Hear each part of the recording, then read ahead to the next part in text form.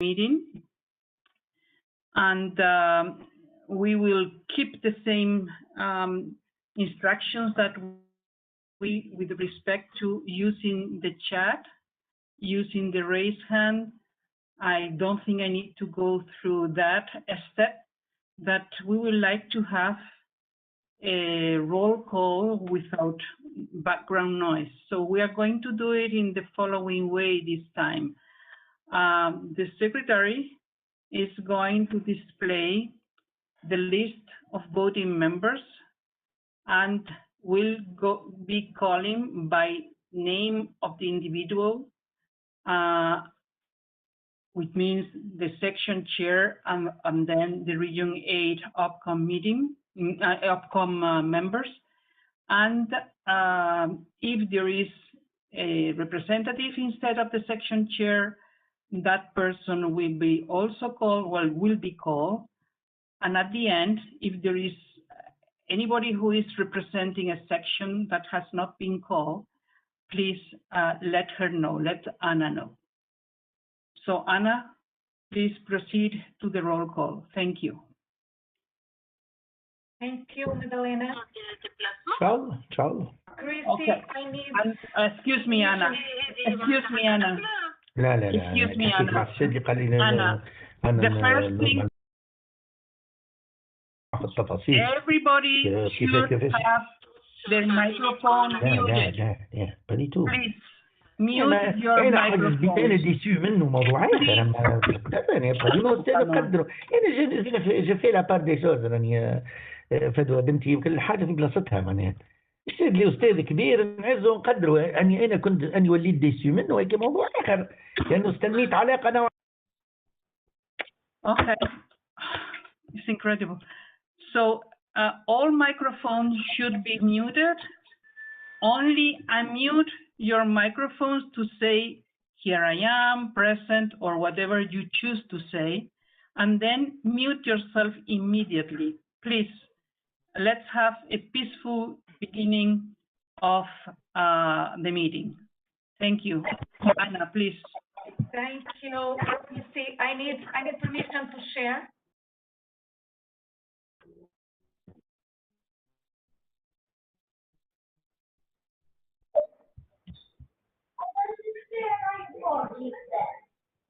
Christy, please, I need to share the screen. And I have not the permission yet.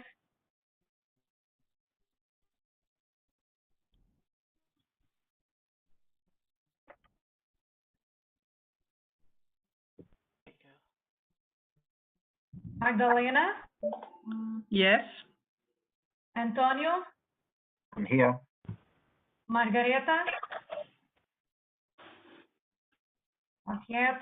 Anna, I'm here. Adam? Yes, I'm here. Adil? Here. I saw you. Matias? Sohaib? Present.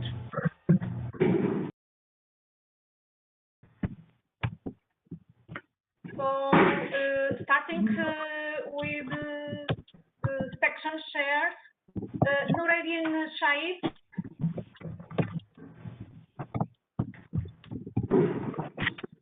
Michael Hayes.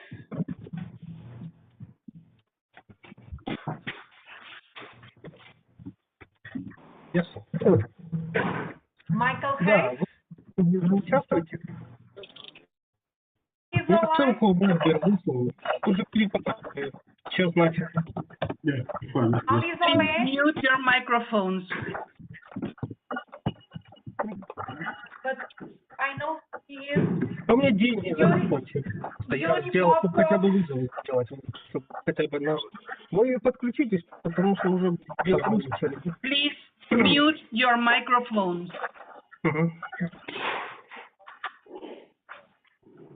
Bosco. Ну, они уже сейчас перекличку делают, они проверяют. Please mute your microphones. Там, я просто вижу, у них Excel-файл, и там Please ваша mute фамилия, your то есть я не microphone. подхожу, чтобы сказать. Ну, ладно. You have a very good afternoon. You see, it's online meeting. Ну, получится, Please можно будет... mute your microphones.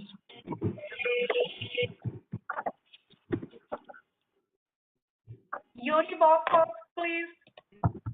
Are you with us? Mark Bento? Yes, I'm here. Welcome. Zuzanka Boskovich? I'm here. Kirill Alexiev? I'm here. Good morning. Thank you. Present. Thank you. Konstantinos Mavroustakis? Good afternoon. I'm here. Thank you. Francis What the hell's going on? Who's got the microphone? Who's clapping or something? Young Yang from Denmark.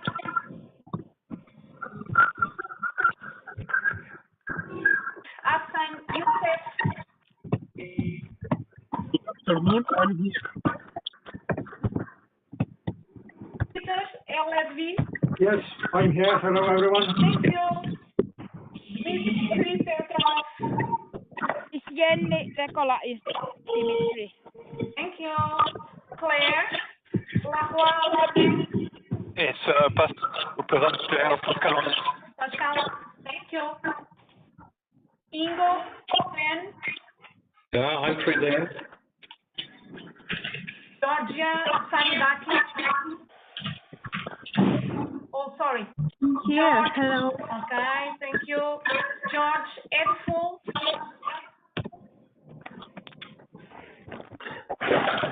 Levent Kovac. Yes, I'm here. Thank you, Levent. Carl. I'm present. Thank you. Present. Adi Muradi. Adi Muradi. Sabiha Jawad. Noel Oscar. Present. Thank you. Bernardo Cellini. Present, Anna. Howard Calvin. Vincent Ejessa. Yeah, present. Thank you. Mansur Janab. Nadezhda Kuntina.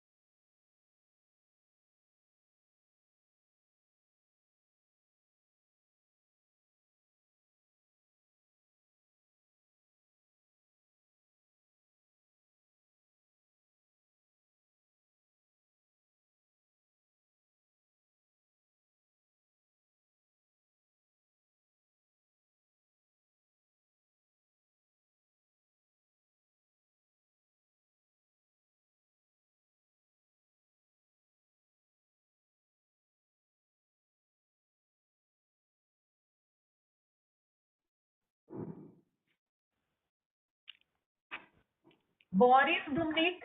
Hello, everybody. I'm present. Thank you. André Stross. Hello, I'm here. Thank you. David Oidukun. Present, I'm here. Thank you. Oscar Bonastre.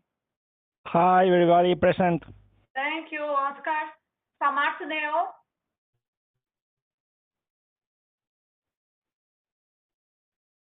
Maria Pound. Hello, Anna, and hello, everybody. I'm here. Thank you. Adil Alini.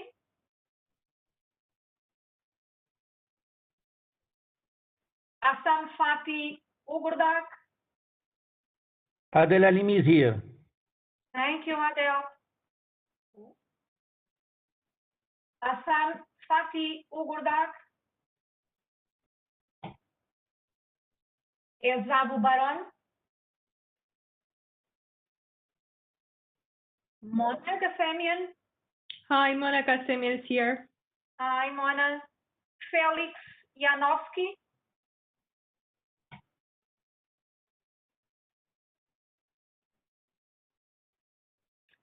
Fatma Tayer. Yes. Hi, everyone. Hi, Fatma. Mohamed Turki. And Simon Muho. Okay, thank you. Magdalena, we have quorum.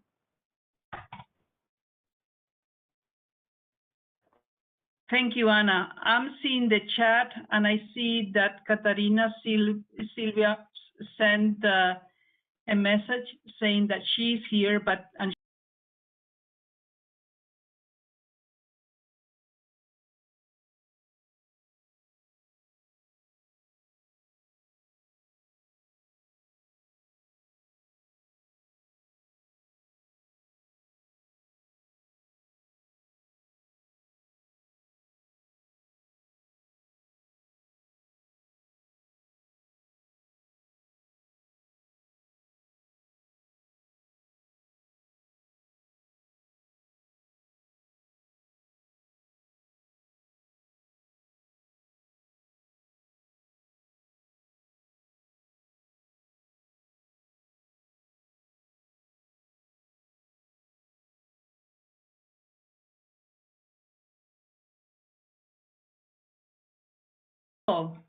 so thank you, Anna, for completing the roll call.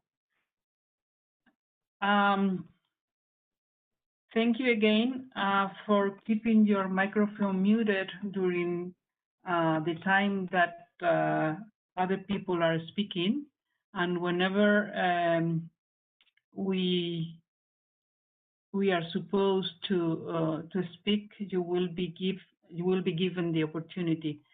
So I would like to start with some introductory. Sorry, this is not the one. This is from the other day. Let me go to the agenda. Sorry for that.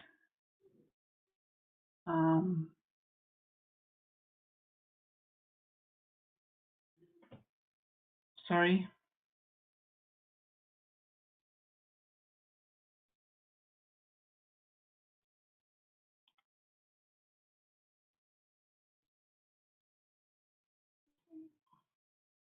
Okay, I need you to display the agenda for me, please. Can you do that for me? Thank you. I'm showing the agenda for today. Thank you very much. So then the first thing in our agenda is some introductory remarks, and essentially the approval of the agenda for today's meeting.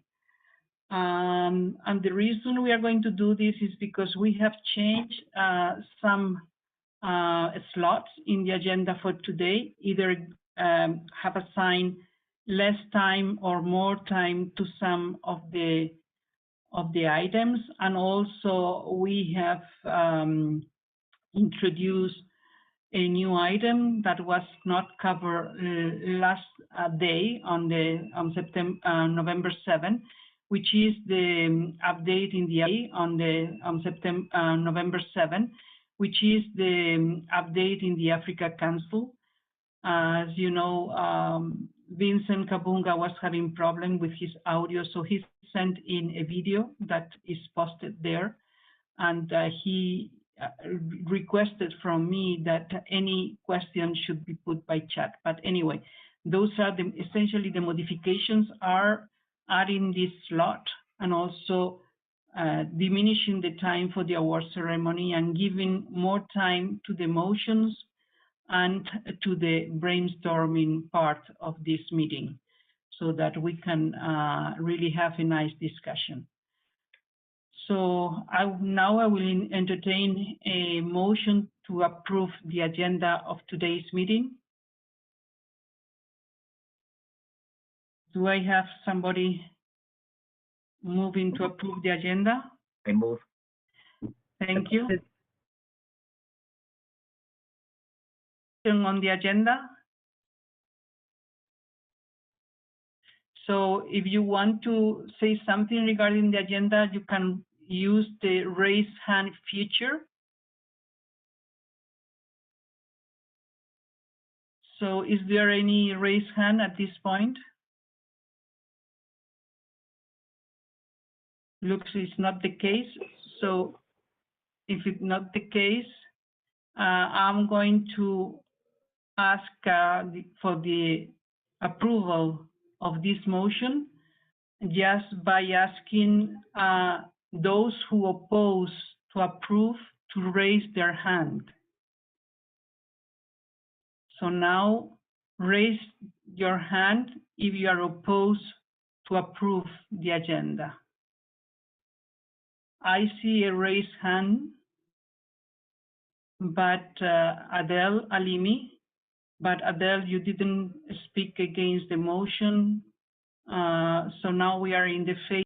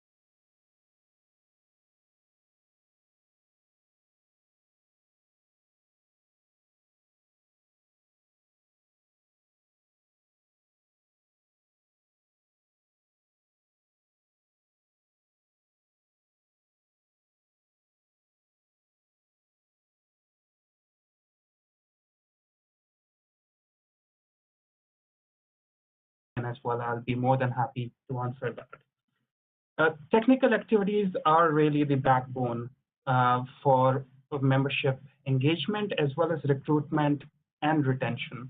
It's very important that we are able to ensure we have a strong conference portfolio. We have a strong portfolio of events for industry and professional education and standards, as well as we support our chapters to ensure that we have a vibrant technical community which we can support.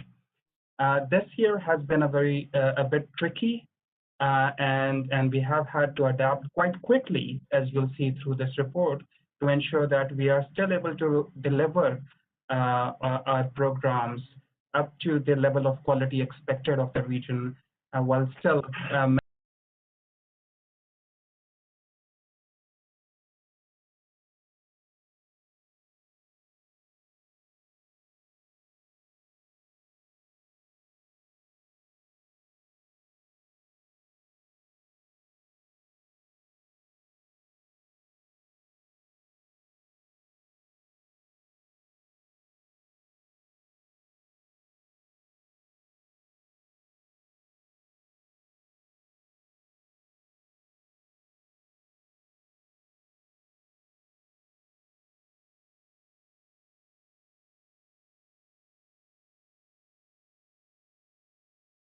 wherever requested.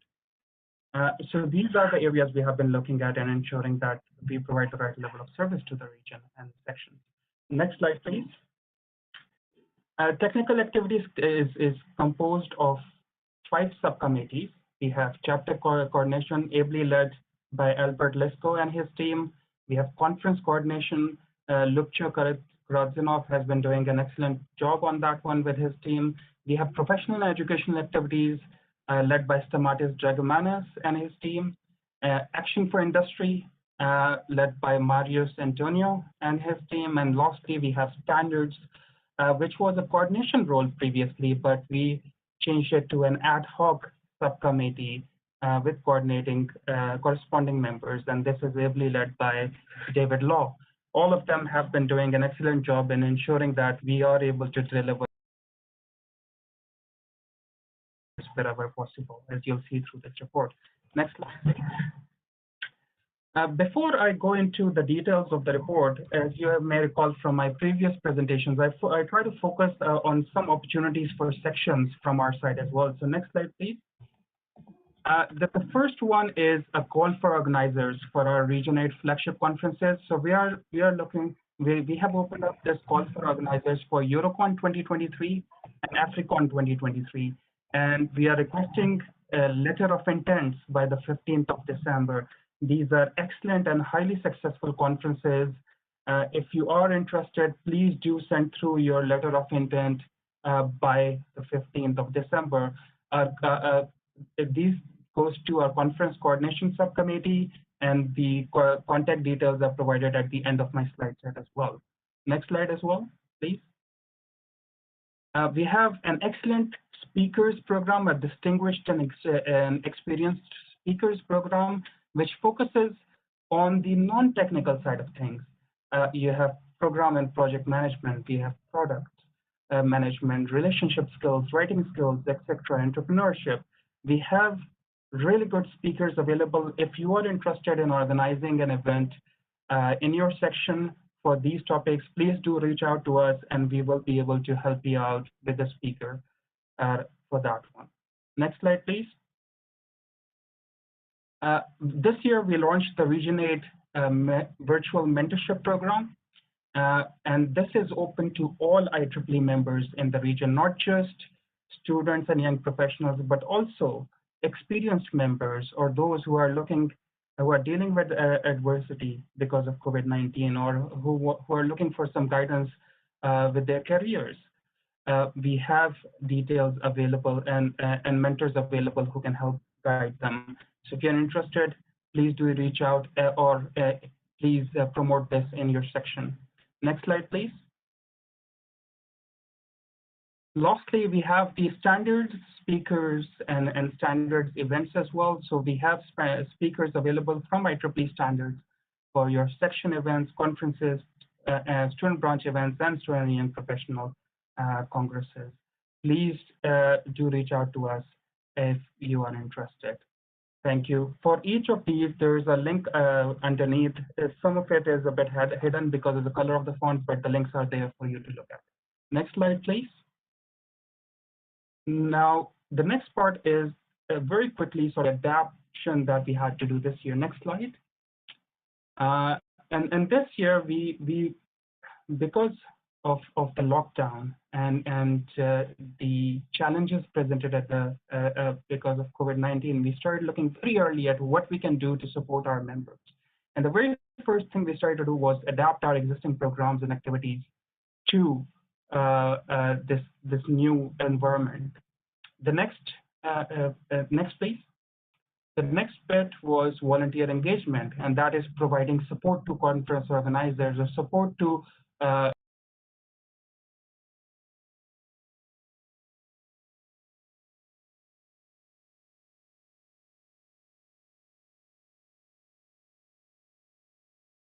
improved our online presence. And all of this was done to ensure that we continue to keep servicing our members in the region. Next slide, please. And now going very quickly into subcommittee reports. Next. The first one is chapter coordination. Next, please. And chapter coordination is unique. It is a unique committee, and I'll come on to that in a bit. But The chapter coordination team is in front of you, an excellent team. They have been working very hard throughout the year to ensure that we are able to support our chapters. Next, please. They focus on more than 1,000 OUs, chapter-related OUs within the region, as well as the interaction with societies to ensure they can actually provide relevant information at the right time. Next, please. You may remember this presentation slide, and this was related to the revitalization. So last year, one of the key things that we wanted to do was revitalize chapter coordination, and the committee worked on that last year and came up with this very good revitalization plan, which was presented to you in the previous Region 8 meetings. Next, please. This year, the focus has been in implementing and piloting out this chapter coordination revitalization plan to ensure that we get the committee active as well as start providing value to our members. Next slide, please. So this year,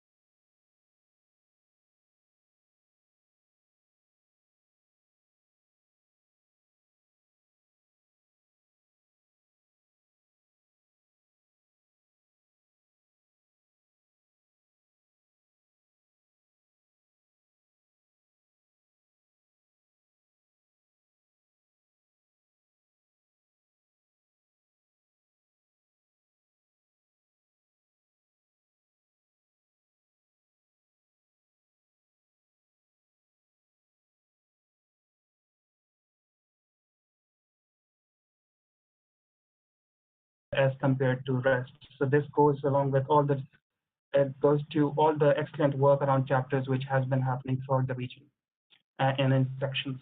Next, please. Next is conference. Next slide, please. And again, an excellent team of members.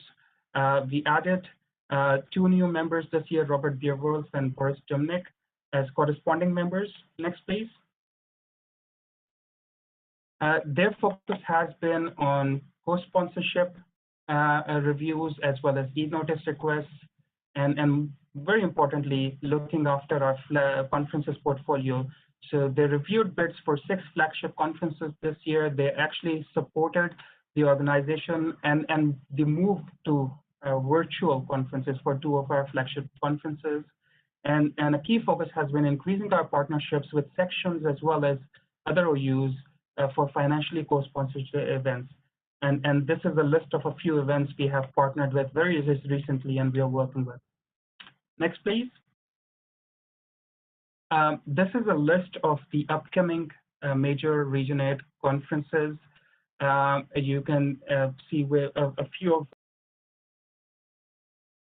of the IHTC, the International Humanitarian Technology Conference, coming up in the UK and Ireland section.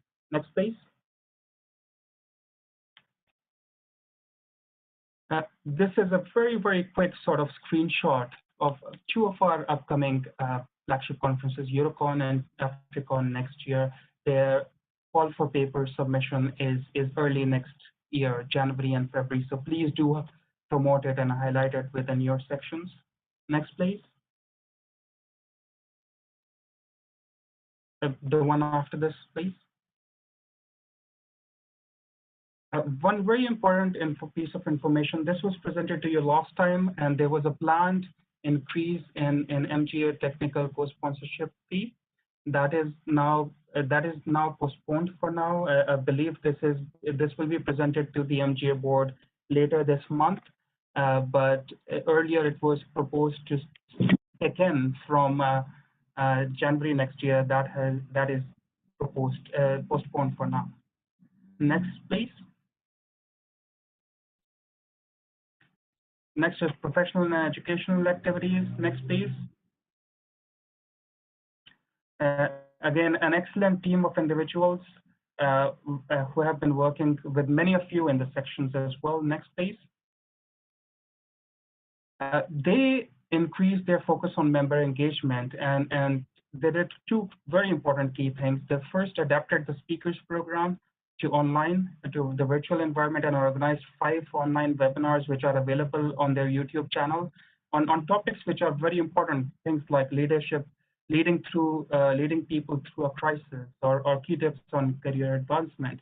And they also organized 2 contests and provided free courses from the IEEE Learning Network to the winning members, as well as discounts for others. Next, please.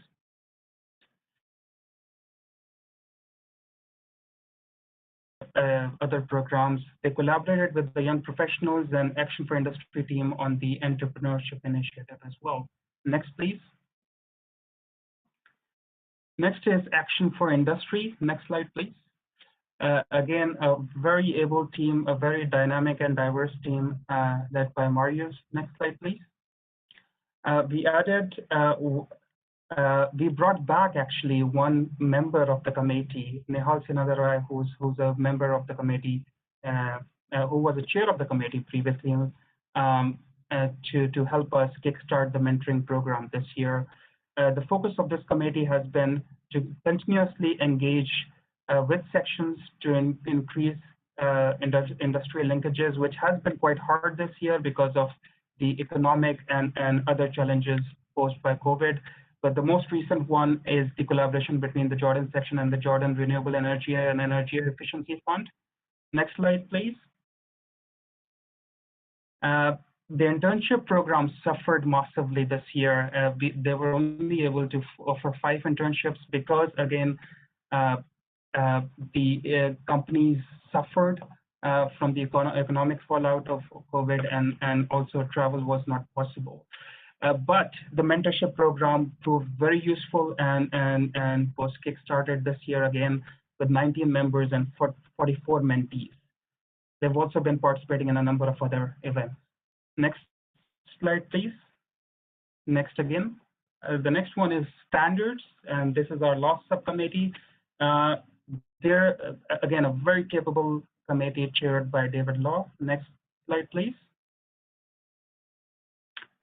Their focus has been, again, ensuring that all of their events are available virtually. They have been collaborating with the young professionals as well as sections to introduce and organize online standards events. And they're also working with IEEE Standards Education Committee on a virtual standards workshop. Next slide, please. And that brings us now to the last bit of my presentation. All the committees have been working very, very hard in terms of adapting to 2020 circumstances. But as we all know, COVID has presented unique challenges, but some opportunities for us as well. So next slide, please. So this is some useful tips, not richer for the region, but also for sections as well. I think along with the unique challenges, these unique opportunities help us. Virtual events, for example, they provide an opportunity to organize events with limited financial impact, which helps sections and region experiment more. And with those experiments which are successful, take them to face-to-face. We need to look at increasing our conference portfolio, focus on diverse and cutting-edge programs. We need to look at groups of individuals where we have generally been weak on, for example, industry, and try to get them more interested in IEEE. We need to improve our existing portfolio of programs as well as increase our training efforts, as well as event organizers, so that they can organize effective hybrid events. Next slide, please. In addition to that, there are some key areas that the subcommittees need to improve on, but one key bit for all sections is I would like to encourage, all of us would like to encourage you to, especially at this time, have coordinators for chapters, conferences, industry, education, and standards. It's very important you have individuals who can support your local activities and can support local organizers to ensure that your technical activities continue improving even with these hard times. And please bid for our flagship conferences as well. They are a very good way to attract more members in your section as well as from outside. Next slide, please.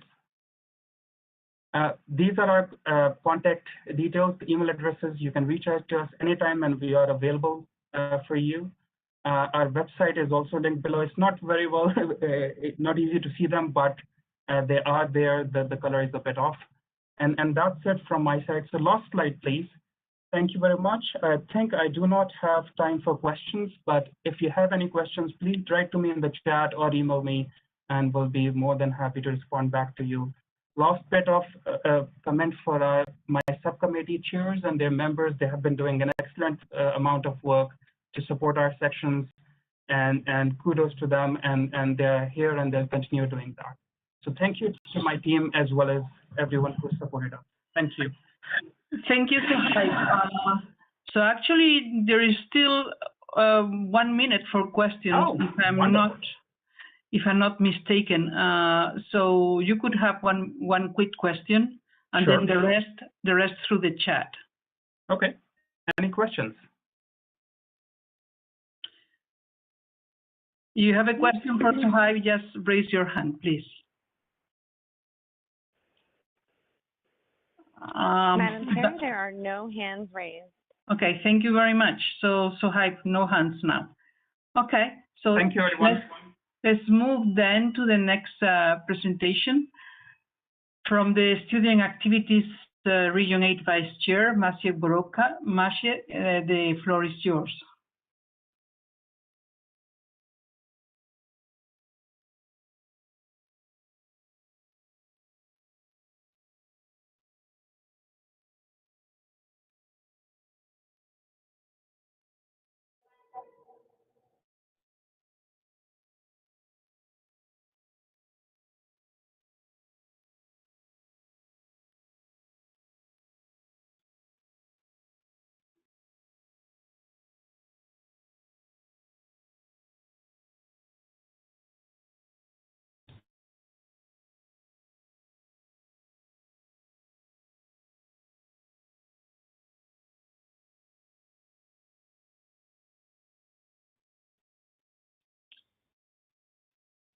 Magdalena, can you hear me? Yes, I can hear you, Maciej. Go ahead, that's please. That's perfect. Thank you so much. So first of all, I would like to apologize because of my infection. I was disabled for a few days, so I'm going back. So this is why there are no detailed documents that should be there, but we will provide them as soon as possible. And meanwhile, I will show you the short summary of the current situation. There will be so good news, bad news. So we will start for good news. Next slide, please. So first of all, I would like to thank my amazing team, all of the Region 8 SAC. That was amazing 2 years that we have together.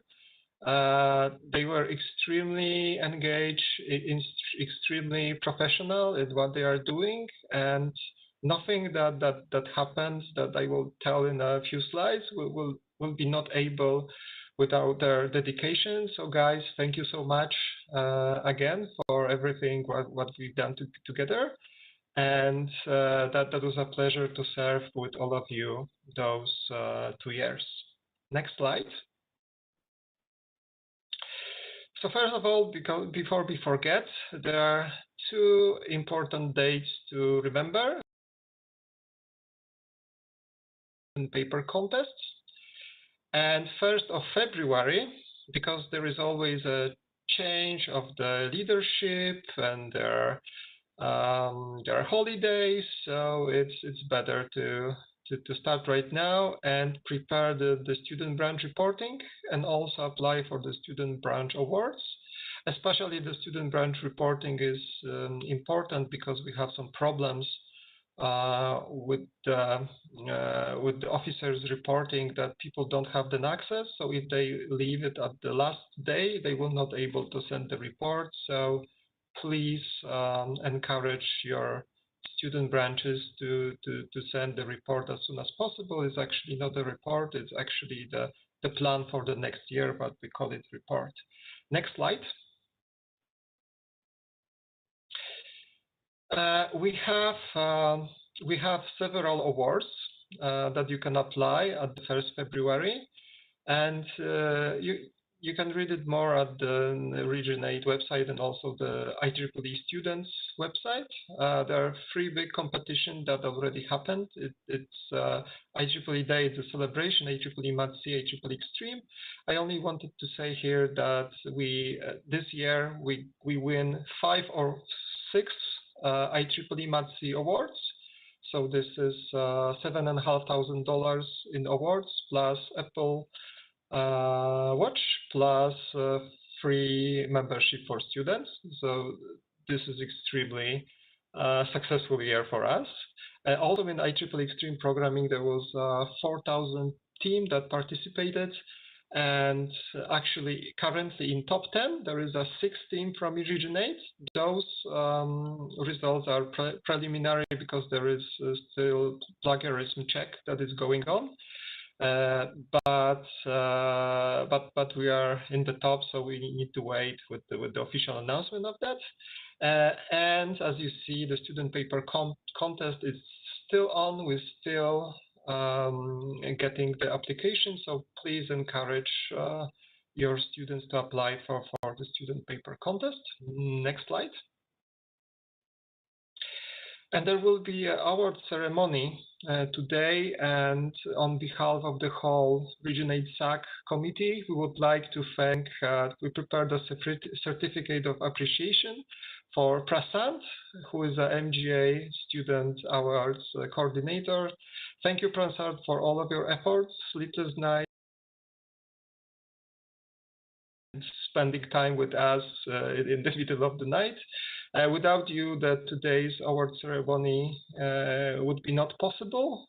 So this is a small gift from the Region 8 SAC for you. Thank you so much for your support and dedication. Next slide. So here are the statistics. Actually, those are wrong, as we're missing few organization units as OU Analytics do not show the exact number, but those are official one. I believe it's 673 right now, student branches. Next slide. And here is what we are extremely proud of. So as you see, we increased the number. It's 2018 and 2020 because there was a switch in the dates of 2019 reporting. So actually, we could make a base bond only in 2018 to have sense. So we increased the number of reports by 100%. Special thanks for the whole SAC team. Special thanks for the section student representative and student activities committee chairs from Egypt, from Yukon Island, from Greece, from Turkey, from Jordan. Those were the largest increases. So 2 years ago, we got the 92 student branches has been put on probation by MGA SAC because they were not active for a long time and had 0 members. From those, over the half, actually, I believe 42 of them will be dissolved this month, and additional 14 student branches has been added by the sections. Those were the student branches that from the universities that stopped existing, or they are merged, or there was no activities from 1970s, 1980s, 1990s, early 2000s. So we received additional 22.3 thousand of dollars. That is actually money that will go to your sections. Next slide. And this is the visualization of that money. So that's exactly 22.3 thousand of dollars that actually it's for use for your student branches. Thank you so much for that, for cooperation. And next slide. And there is a problem because we should actually get more money. because as you know, I will tell it quickly. So student branch is it's a one thing, and the school is something else. And we have a lot of student branches that have more schools than one, and actually we are losing about 5 to 10K USD each year that should go to your student branches. One example, it's Imperial College London, that only 3 members are counting, and actually because of that they are losing nearly $350. And when you get all of the student branches, that it's up between the 5 to 10K that we are losing, and we actually should get. Please, next slide. And here are the bad news. So bad news are that we lose 18% of our student membership. And that's the largest percentage amount in all of the regions. But actually, if we look at drop down of those of the sections, actually there is a big involvement of the sections that have serious problem with possibility of paying for the membership fee. Actually, there are two main reasons. First, that there is a limit on the cards that they can pay for, and the second one is that the exchange rate of the currency just dropped very heavily. So in those minus 18%, 2% is from Lebanon. They have the limit of the $20, so they cannot pay 27 for the membership. And also the currency dropped very heavily. The same situation is in Jordan, additional nearly 2%.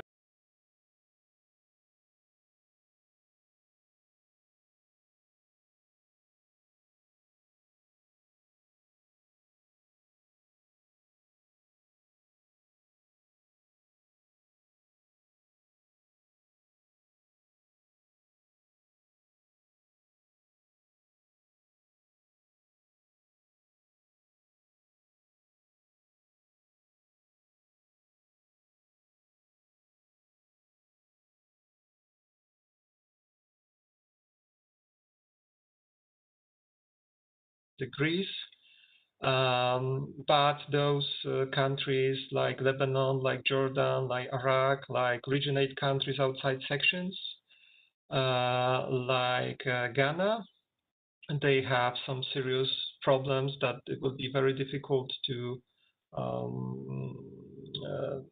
counteract only by them. I believe that the NGA involvement will be really necessary on that. And there is also, if you look also at Poland, there is minus 47% here. And this is due to the fact that the OVU analytics just showing just different numbers. So OVU analytics showing that everything is fine, that there is no drop in the membership. And actually the data, those data which you see right now are given by the staff, and actually the OVU analytics data are different. And in many of those sections, you actually see the wrong data and have the wrong statistics. That's also the thing that needs to be fixed. And on the other side, we have the sections that actually increase the number of membership. It's Saudi Arabia, it's Estonia, United Arab Emirates, Ukraine, Russia, Mauritius, Qatar, Nigeria, and Belarus, Zambia, and Lithuania. Please, next slide. And there is another problem. We received literally hundreds of emails and messages from your sections with the same repeating problems. So actually, as I said before, emails to respond. So those are the things that were actually avoided to resolve by the IEEE or the MGA for many years. So just I was very it was a hard choice which one of those few hundred messages share with you. So I choose two. So first, it's examples of Ukraine, National Academy of Sciences of Ukraine. that they see in the OU Analytics 7 students, and actually they have 5, and the rest are with the different school names, and 3 of them are not even visible in the OU Analytics. So this is our current situation. And one quote that I want to read is, I'm a counselor of the branch of the Salerno University. The correct name should be University of Salerno. So this is one problem that we have, those differences in the names. The attached file reports only 4 students, however, they should be more. And this is true for most of the student branches in Region 8. Probably the problem is that the new version of SAMI at the University of Salerno has been registered with 2 different names. And it's also true, and it's also true for many, many student branches. My scope is limited to just one, therefore I ask you if you could give a check to the problem and update data for the problem to the IEEE person entitled to operate on the database. So we have done it. We prepared already a few thousand fixes for last 2 years. And actually those problems are still occurring and also hurting us financially and also hurting us in case of the logistics, as we cannot get all of the students informed by the e-notice what is really happening, and also it's not showing the real numbers to the sections. The second problem is thank you all of the section chairs about your response for my email about the section student representatives and student activities committee chairs. The problem is that the positions in the officers reporting are still not there. We discussed it at the MGA SAC level in January, then, and I believe it was done, but actually it was not done. So about like 3 weeks ago, I manually requested 32 positions to be added to all of the sections, and I believe it's still pending. So as soon as it will be done, you will be able to add your section student representatives that you reported me that you have them, but you cannot add them. And after that, we will start the online training session. We need all of the SSRs and SACs from your side to actually start the program. And the next slide. And that's actually the, I believe is the last slide. It's the summary that a lot of these problems, so actually I spent 2,168 hours exactly on fixing for last 2 years for fixing those database issues. And that's actually distracting us for preparing a new initiatives and doing the things that we actually should do. Every day we are responding to many emails that resolutions take between 1 hour to few hours. So if we get more of those emails, you need to wait for response like a week from our side. So here are some insights that MGA should actually put a more on effort, because everybody knows that those problems are occurring for a long time. Everybody knows why is the reason of the problems, and we still didn't get fixes. So what we can suggest is actually to make some tangible actions. Actually, the hire like one person who will sit and only focus on resolving those issues and change the ecosystem that it will work in favor of us and not against us. So here is the short summary, the form of this meme. I believe that it will be influential on your decisions. And what I would like say that currently about the message from Kukjin, the vice president for MGA that I got. MGA currently working on this 50% discount for the next 3 years. That's the idea.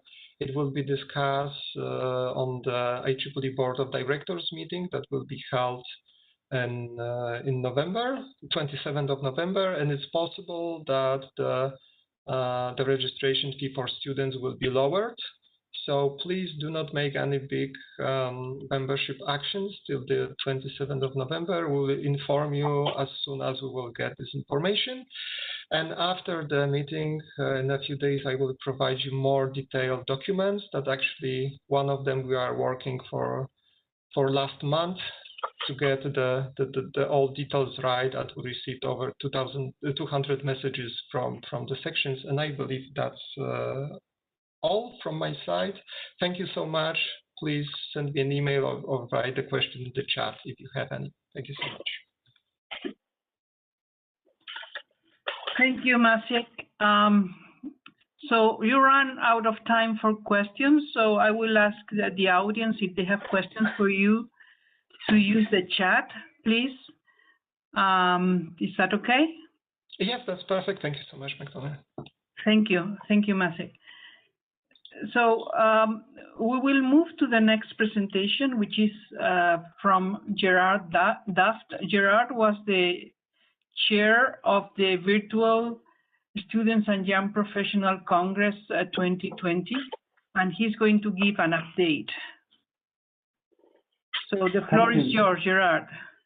Thank you, Magdalena. And hello, everyone, and thanks for inviting me to this. It is a privilege to present at the Region 8 meeting.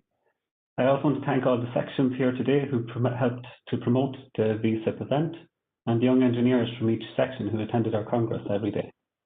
For the next 5 minutes, I'll give a brief review of the Congress, and I think we have a further 2 minutes for questions. Next slide. So we have 4 main points that I want to talk about today. The Congress, what do we do, how did we do it, and why did we do it? The numbers, the people involved, and conclusions. What did we learn? What can we do better? Next slide. So point number 1, the Congress. I borrowed some quotes from some of the speakers that we had during the Congress to help steer us through the presentation. The first one is from Mark from Technical Ethics. He said, "Advancing technology for humanity is the tagline of IEEE, and in order for technology to benefit humanity, it needs to be universally available." And that's a nice segue into the requirements of the Congress. If you look at the next slide.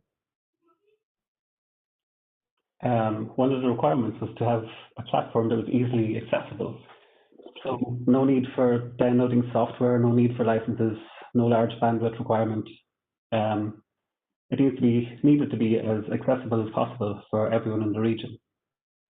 We had to minimize delays. We had 104 speakers from different countries, and we needed to have the capability to set up speakers simultaneously while the previous talk was still ongoing.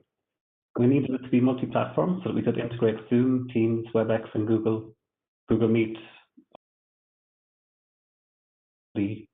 Priced. Next slide. So we chose Crowdcast.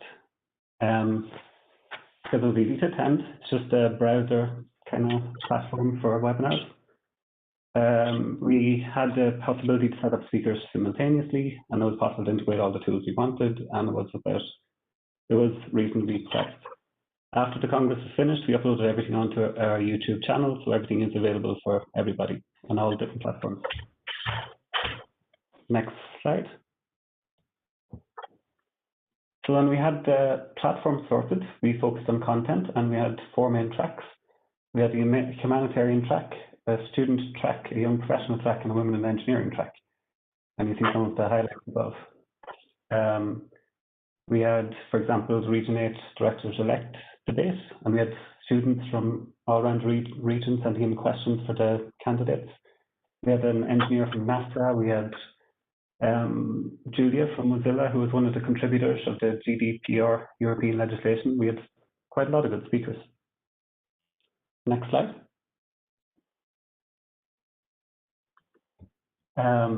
The numbers, and this quote from Mercy from IEEE Smart Village.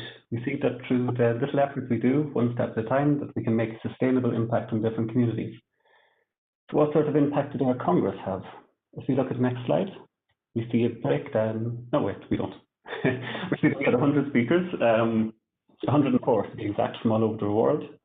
And on the next slide, we see that we had just under 900 attendees, 891, I think it was. Go to the next slide, please. Which means that for the entire Congress, we had a turnover of about 53%. For the day-to-day running, it was about 10% average live conversion rate.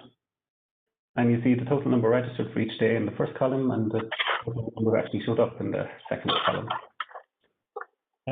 What do those numbers mean? Are they any good? Or go to the next slide. So I compared them with the Women in Engineering events, because I think we kind of have a similar target audience. I mean, we're not focusing on a single chapter of society, but we have to try and keep our content broad and varied and catered for as many different groups as possible. And they had around between 14 and 35% in their conversion rate. So I think our numbers were quite good. Next slide, please.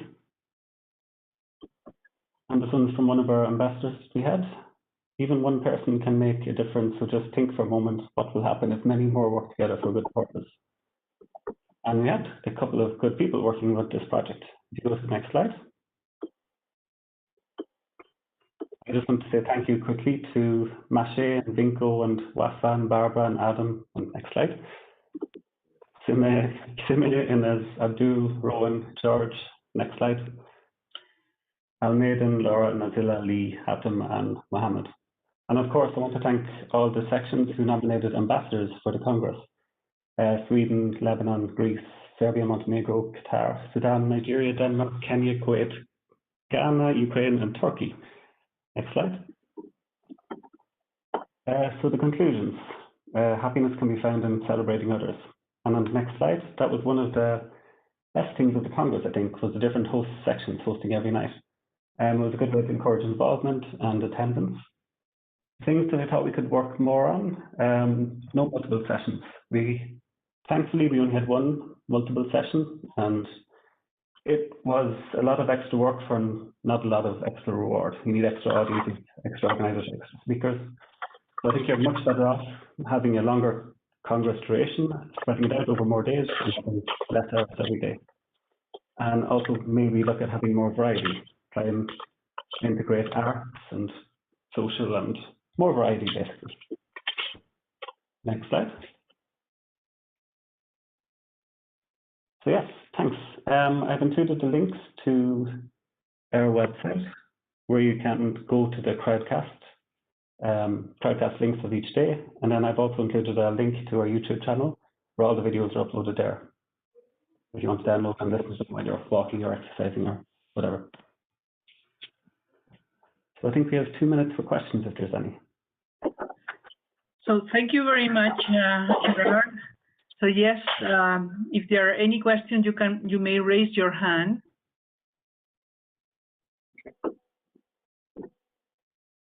Madam Chair, we have one hand raised. Antonio Lucas. Antonio, please. Yeah, thank you, Magdalena. Thank you, Gerard. So mine is not really a question, but a comment. I want to congratulate Gerard and all his team because they, in a moment of uncertainty and disappointment because of the situation, they faced a challenge like no organizer of SYP before faced. That was organizing a virtual event that will serve the large community of students and young professionals that we have in the region. And I believe that they succeeded in this challenge. So I personally want to thank all of them for their efforts and the success and the commitment that they put on it. Thank you, Antonio. I can also subscribe that. Thank you very much, Gerard. Is there any other question for Gerard?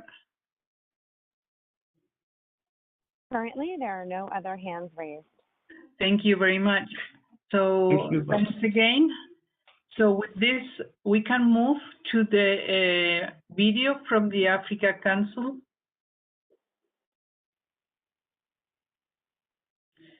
So this video has been prepared by Vincent Kabunga, that he was having problem with his audio.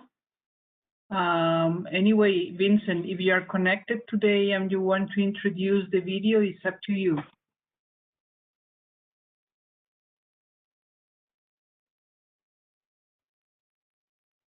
I'm sure I have a PowerPoint presentation. I don't have a video. Okay.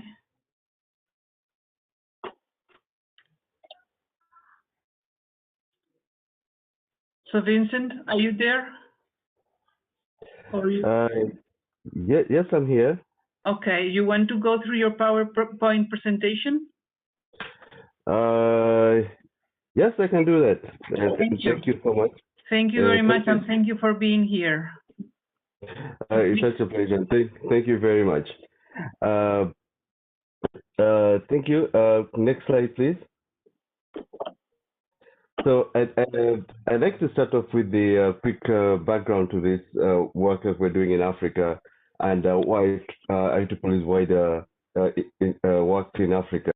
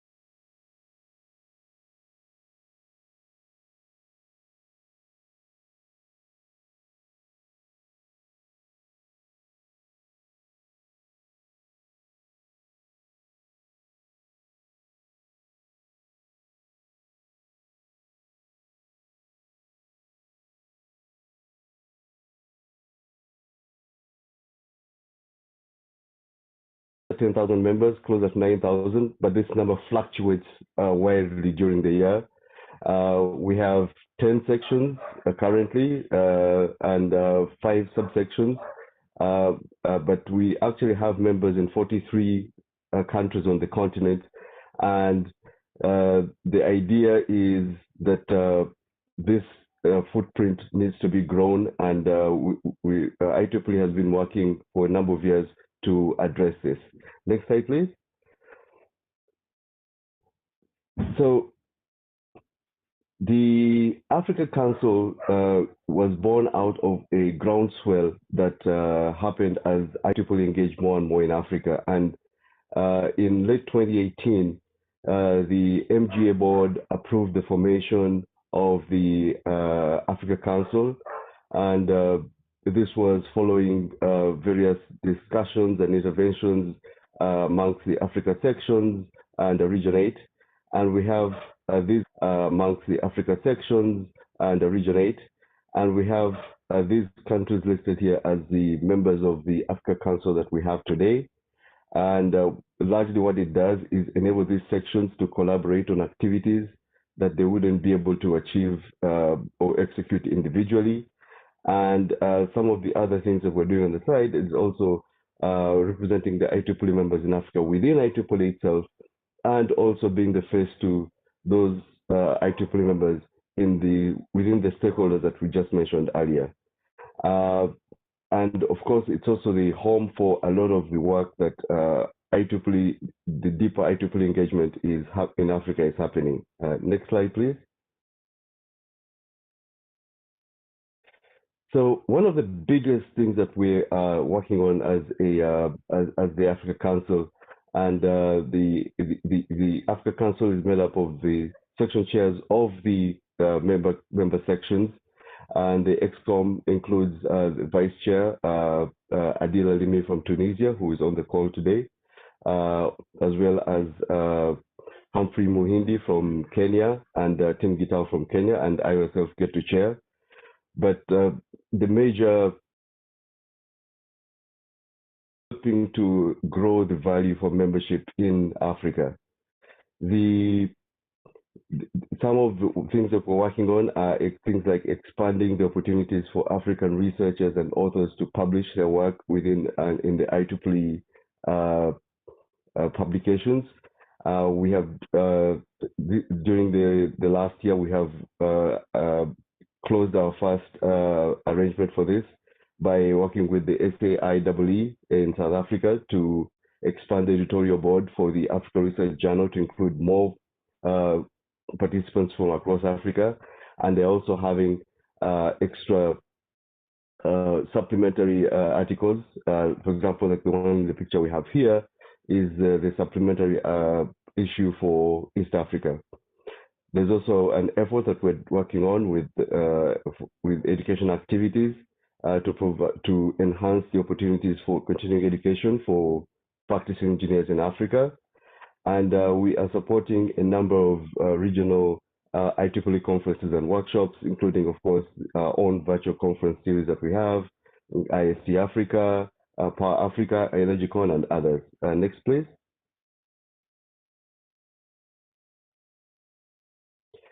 The community in Africa, the volunteers that we always are very proud of, and the other stakeholders that we work with are very keen doing all this work, and that's who actually does the work on the ground.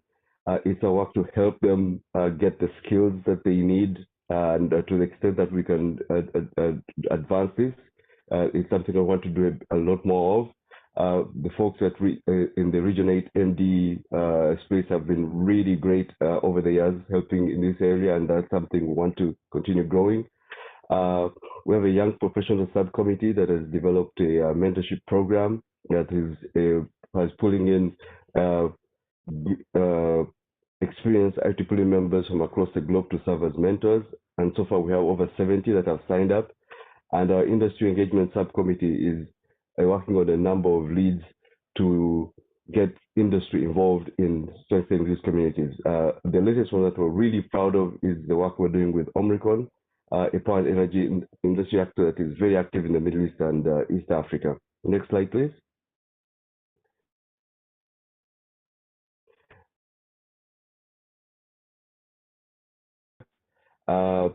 The ones that we're really proud of that we've worked on this year include solidifying the work that we're doing with Smart Africa. Smart Africa is an alliance of countries under the umbrella of the African Union, which is analogous to the European Union, but is uniquely looking at leveraging ICT and related technologies to drive local economic growth and development. And they have long been looking to engage IEEE members in the continent to really get involved. And so we have created a framework under which we're able to crowdsource folks to come and serve on these committees to serve as a voice of the IEEE engineers in Africa, but also for subject matter experts from across IEEE to contribute to some of this. The very latest one that we're actively working on at the moment is the development of the Africa AI blueprint that is under development, and the IEEE Standards Association has been extremely helpful in doing this. And we're also working on a number of issues with the World Bank and also with the African Union itself. Thank you very much. These are just a couple of things that we're working on, but we still have a lot for your support. Thank you so much.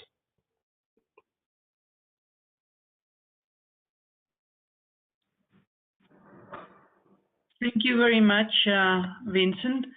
So I don't think we have time for questions. I think you exhausted your 7 minutes.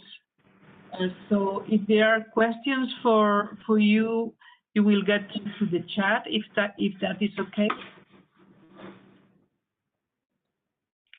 Okay, yes, that is very good. I can do that. Thank you so much. Thank you very much, Vincent. So our next item in the agenda is the information related to the results of the elections for the upcoming open positions for year 2021. So Margareta Erickson, the chair of the NNA subcommittee, is going to give you those results. Margareta, the floor is yours. Well, thank you so much. I am not fully convinced that I was successful in sending the slides that Vera Sharoff has provided. However, they will add it to the agenda later on. So I'm very happy to announce that the elections took place from the 10th of November at 12 a.m. until the 13th of November, 11:59. And there were 67 registered voters, and the turnout was 83%. So most of us voted, and some did not. There were several reminders sent. So for the results, we start with the treasurer, and our treasurer next year will be Adam Jastrzebski. Our secretary will be Luko Kladzinov. And now to the vice chairs, which are, we had 2 candidates for each position, and I'm happy to announce that the vice chair of member activity is Sarah Barrows. I think she has had her birthday today as well. So this is the great birthday gift. Vice chair technical activities is Hidinoj from Hungary. And the vice chair for student activities is Simayakar.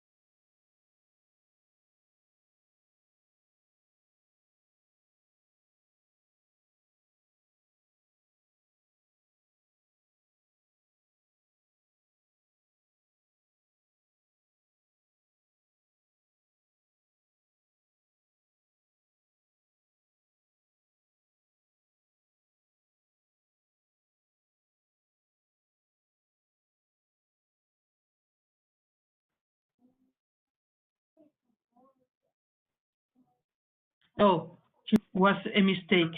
The second hand I am seeing there is Rita Hamila. Rita? Yes. Good evening, everybody. Good evening. Nothing from my side, actually. The hand was raised. Okay. Okay, so thank you. Thank you. So no questions for you, Margareta. Good. And thank you for giving us the results of the elections. Congratulations to everybody who was elected, and congratulations to the other candidates. I'm sure that you will be also very happy to help in the Region 8 committee at other levels. So I'm sure that the next team will count with your help. So thank you. And with that, we can move to the festive part of this meeting, which is the award ceremony. Yes. And Margareta has been working hard in preparing this award ceremony. And, you know, traditionally, this was for us an occasion to celebrate in the way we like celebrating in our region. This time is completely new for us. So let's see if we can nevertheless enjoy. So, Margareta, the floor is yours. Well, thank you. So first of all, I like to say congratulations to everybody that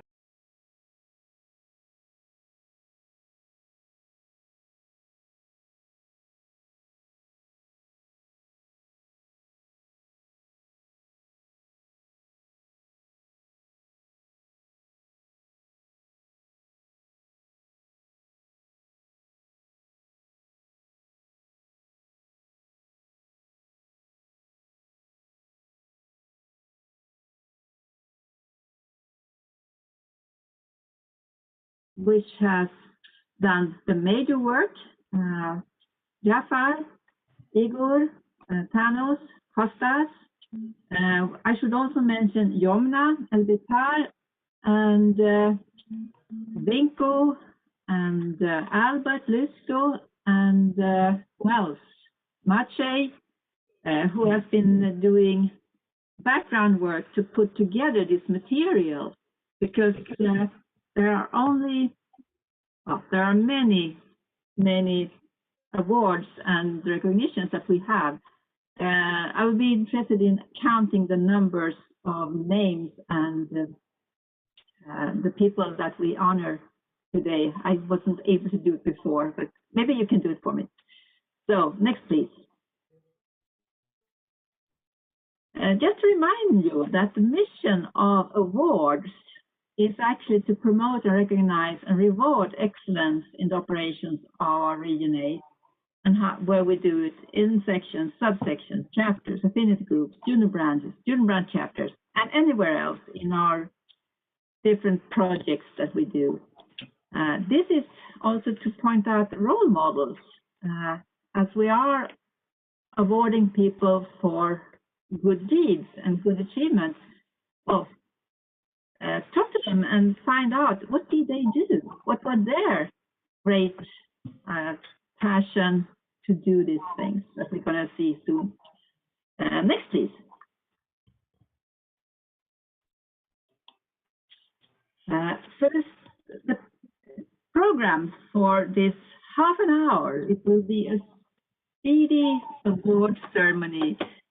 We don't have a stage, we don't have people sitting around dressed up. I did my best. So I actually show you what I brought. I have a glass up here, and I also have a bottle of bubbly, just to have a toast when we're finally done. So we'll award some section anniversaries. We have students, we have young professionals, we have chapters, we have the best sections, we have women in engineering and Clementina Saduva Award, which is an individual recognition, and we also have the outstanding member of our region in the very end. So let's go. Next, please. And next.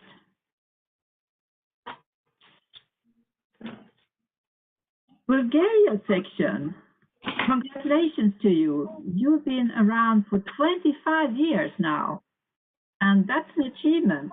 That really is an achievement. 25 years ago was 1995, and if we remember how Europe looked back in 1995, it was quite a different situation what we have today. So congratulations. Next, please. And Greece section is turning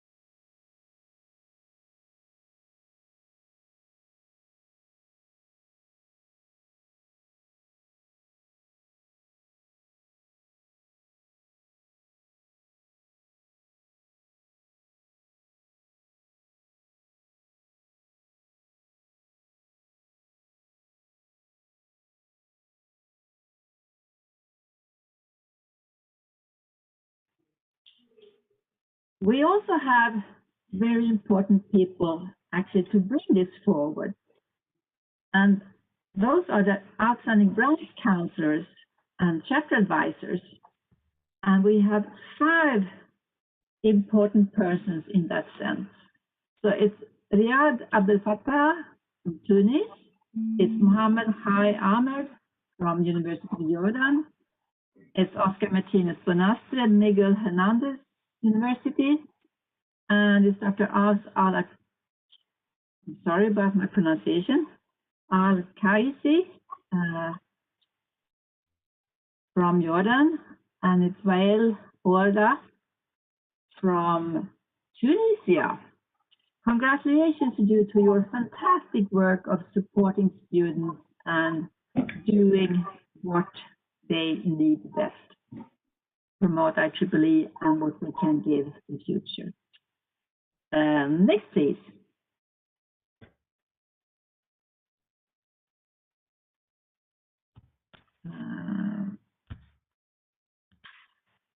We have a great number of exemplary student branch awards to be given out, not more than less of 42.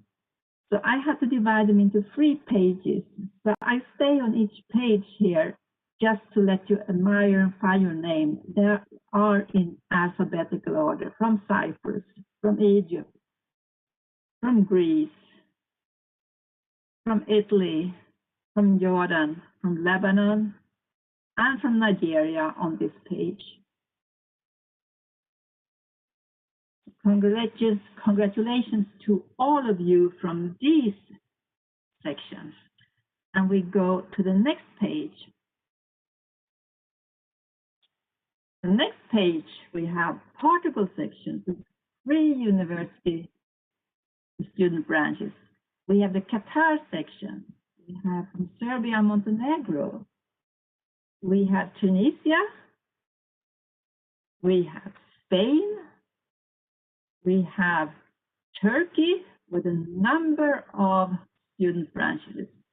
Again, congratulations to you because you are such energetic people. Keep up the good work. And the third slide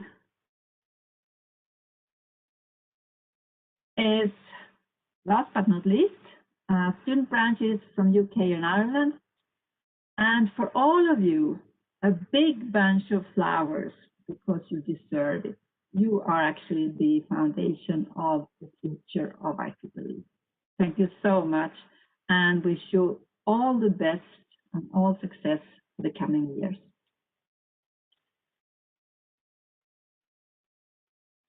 That brings us further to websites. Websites make us visible. And when we're visible, we can also attract new members. We can announce what we're doing. And there are actually 2 contests going on simultaneously. So there's a Region 8 student branch website contest where we have 3 winners, I would say. First place, National School. We have the IEEE University of Porto student branch in Portugal. And we have the IEEE Cairo University student branch in Egypt section. Congratulations to you. And there is also a global student branch website contest where the University of Porto student branch got an honorable mention, which I understand from nation that it means a very good 3rd place in the global competition. Very well done. And take a look at their website because they can be inspiring for all of us how to present ourselves. Next, please. We also have recognitions for the Student Branch Chapter of the Year. And we divide that group in large and medium and small size groupings. And for this year, the National Institute of Applied Science and Technology, or INSAT, and their IEEE Robotics and Automation Society student branch chapter has taken the prize in the large group of student branch chapters. In the medium size group, we congratulate the Manipal,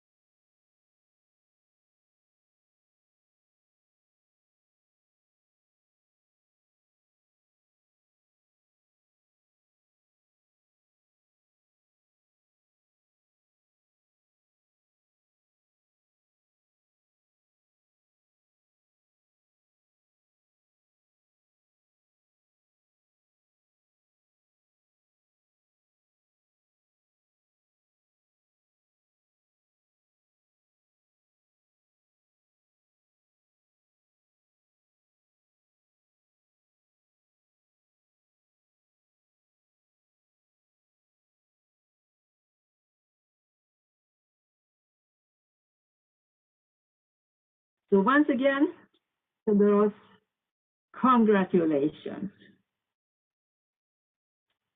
Next, please.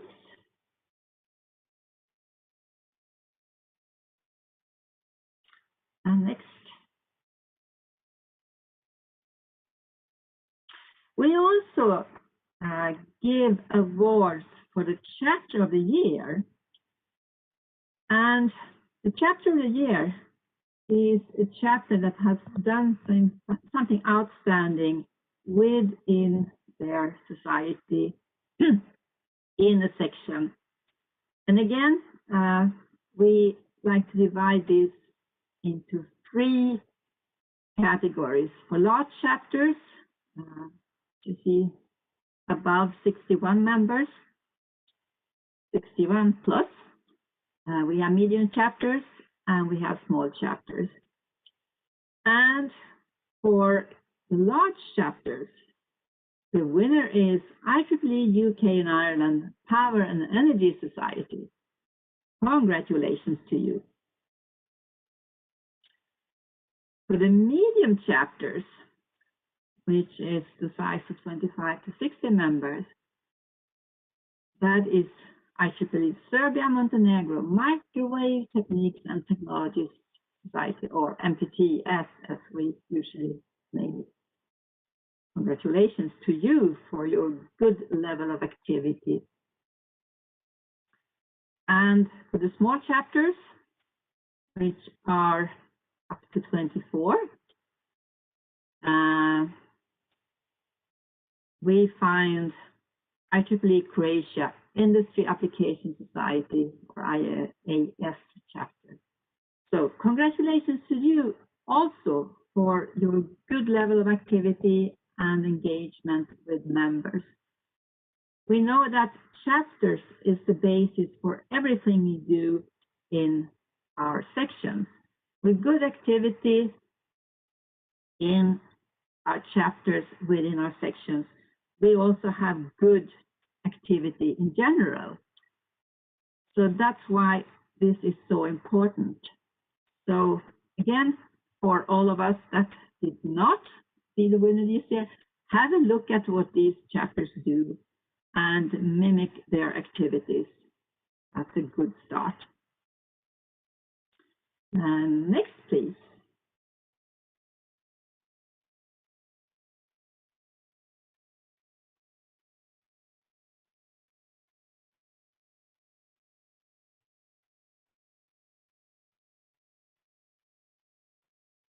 We have young professionals, and that's the next step after being a student. Once you graduated, you become a young professional. And we are so happy to have many, many active, energetic young professionals. And for this year, we have an outstanding winner. And he is Saeed Al-Mansouri from United Arab Emirates section. Congratulations to you. You're a role model for everybody. And please inspire all your colleagues and members as you are such a role model for us, all of us. There's another part of this, and there's a grouping of young professionals too that we like to give an award, and that award professionals, very active and very spot on, and doing good deeds within IEEE. So congratulations to you as well. Next, please.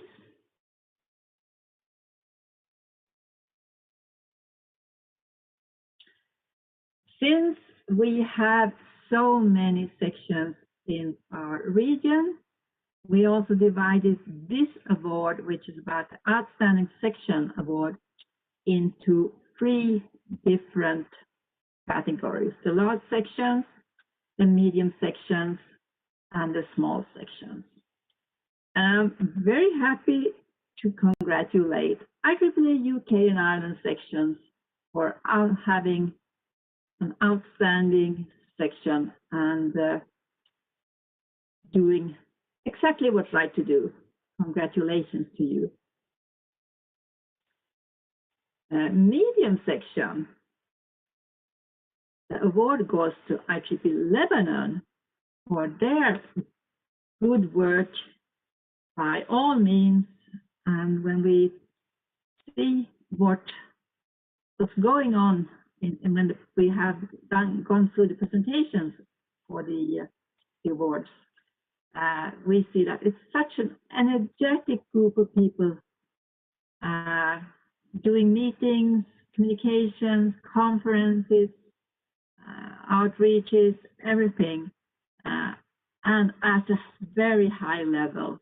So congratulations to you again.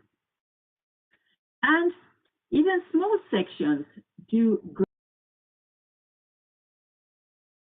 Mauritius section, you have a head start of growing bigger, I would say. So again, congratulations to all your achievements for being part of the big Region 8 area. Congratulations. Next, please.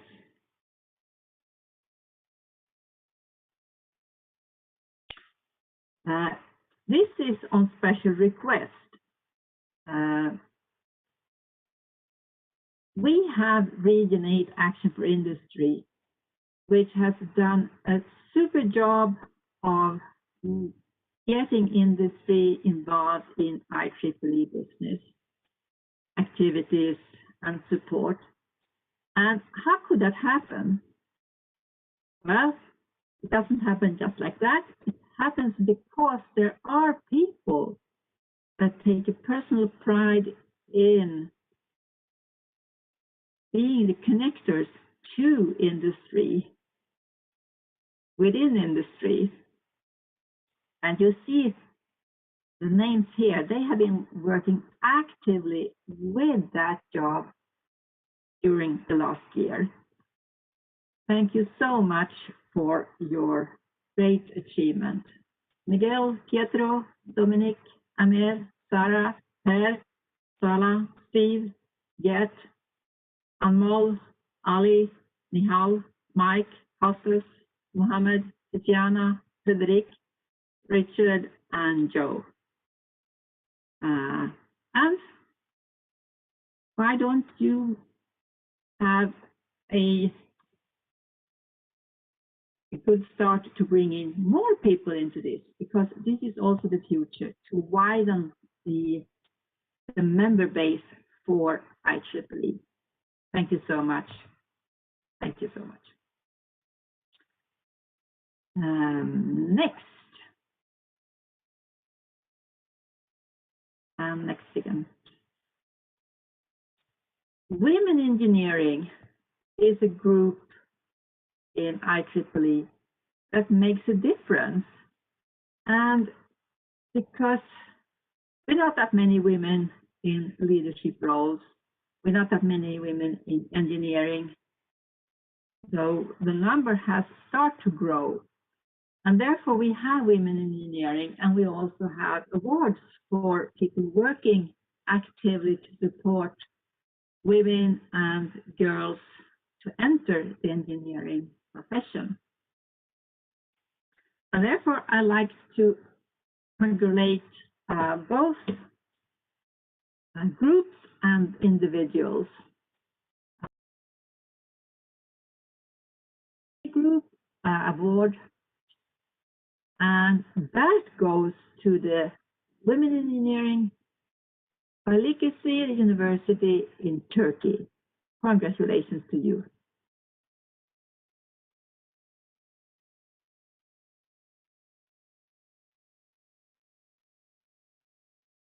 And I think I have a double here.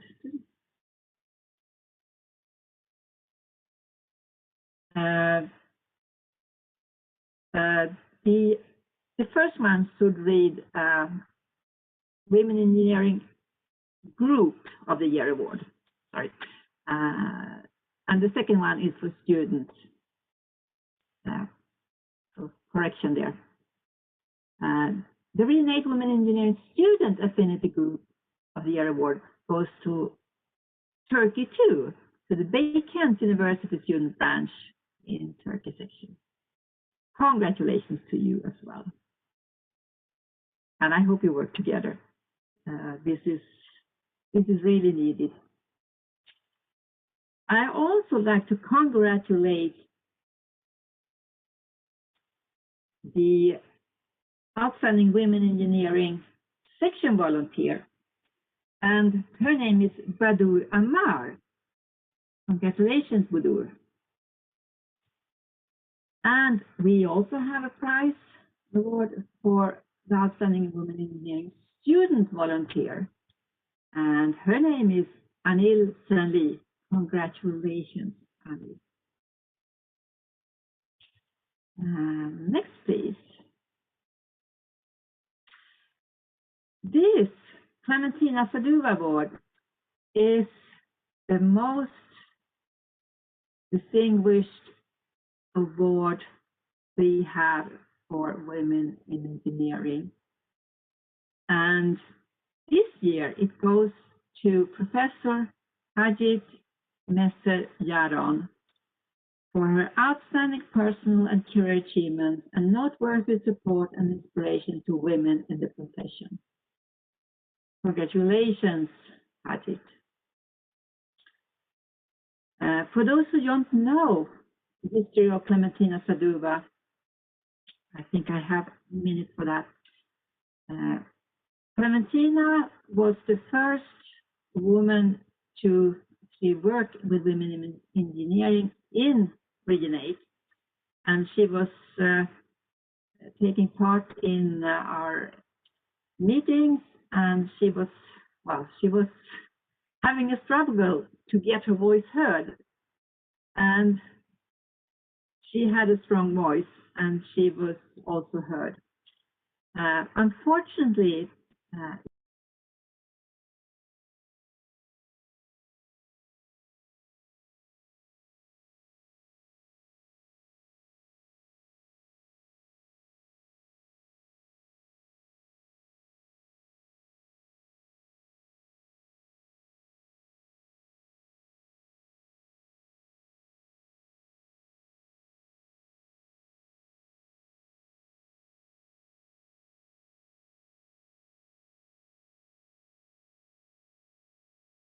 hearing on the visible point in Region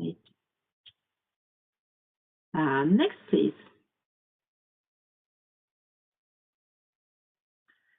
We come to the very close, and that's the Region 8 Volunteer Award. And that's the highest individual award we have among the volunteers in our region. And this year, it goes to a person we all know very well, and that is Albert Lysko, the IEEE South Africa Section Chair, for his work to move things around. And we know that times can sometimes be a bit challenging. Congratulations, Albert.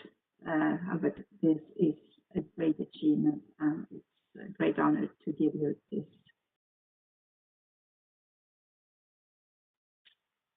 Next, please.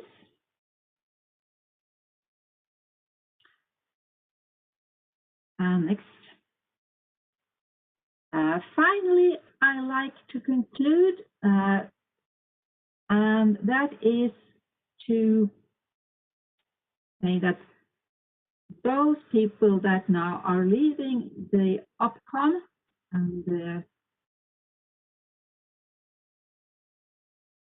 vice chairs, the secretary, and myself as past director,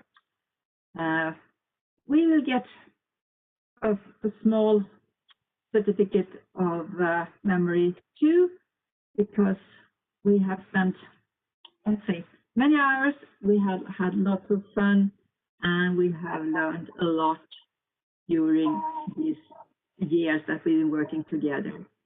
So again, thanks to you, thanks to us, I would say. And by that, I'd like to hand over the floor to Magdalena, saying warm congratulations to all of these.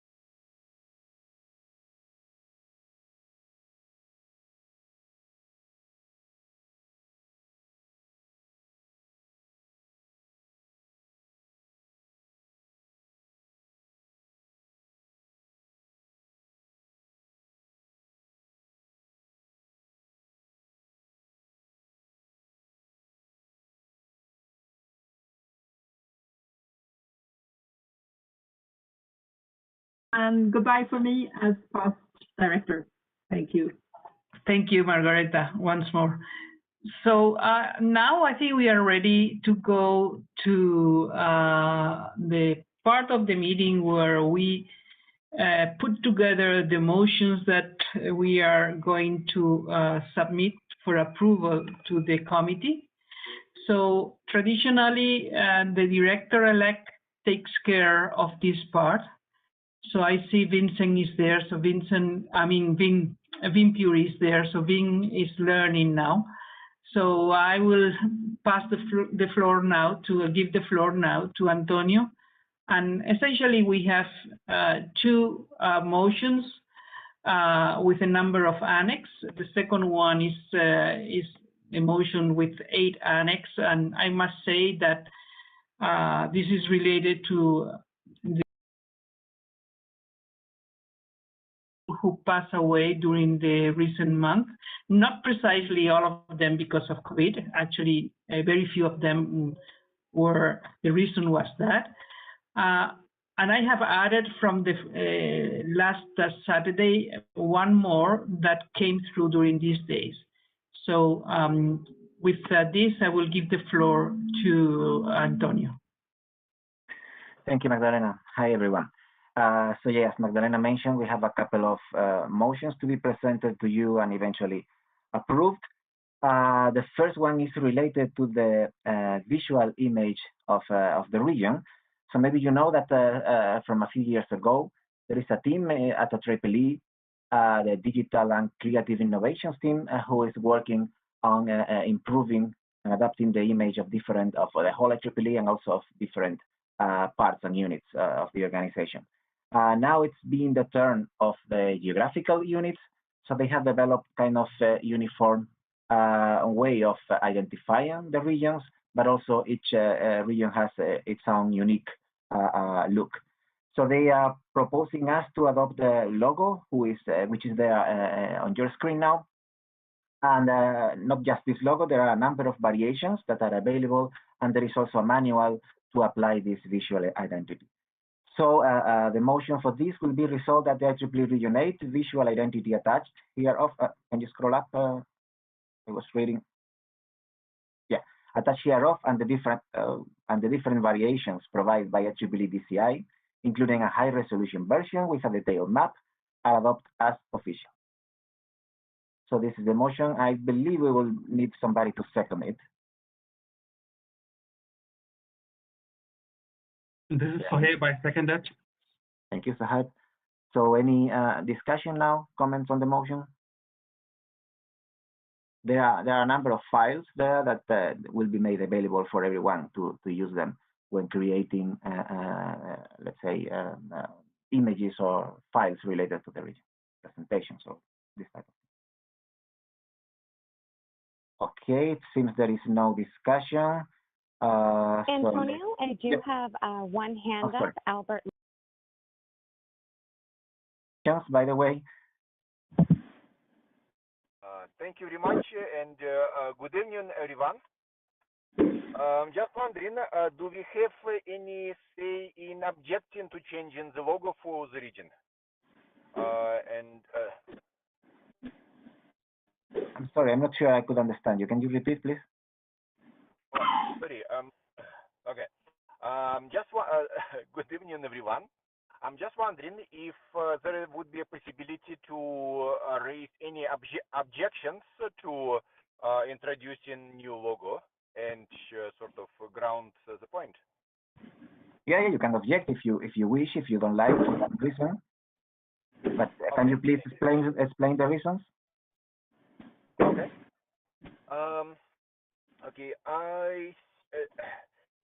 I think the original logo has become a well-established brand of Region 8, and considering that there are currently motions to reconsider the division of IEEE in regions altogether, I'm not sure it even makes sense to try to change the logo at this very moment.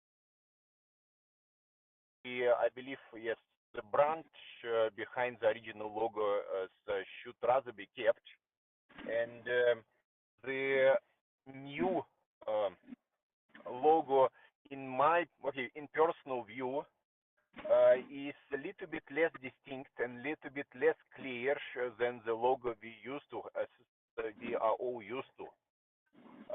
So I would like to raise an objection, and yes, and maybe other people would also like to express their opinions about the new logo and whether it's a viable replacement.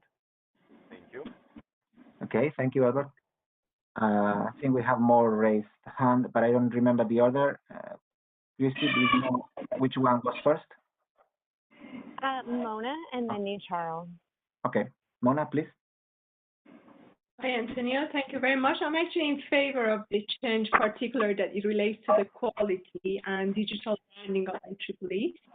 I have a query to ask. I can see that one of the parameters mentioned under the logo is a financial implication, which is rated as small. Just wondering how small is small, and if that small includes the human resource and the time for change of forms and head letters, etc., etc. Thank you. Okay, yeah.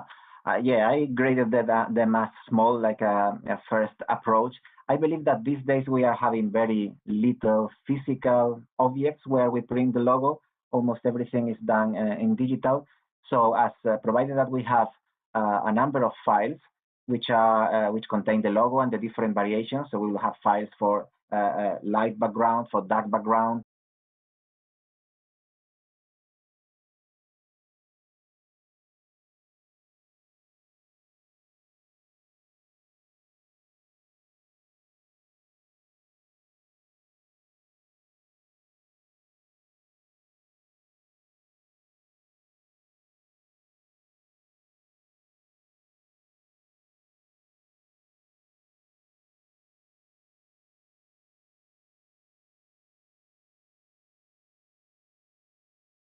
money, but I don't think that that's the case. So that's why my evaluation of the financial implications is small.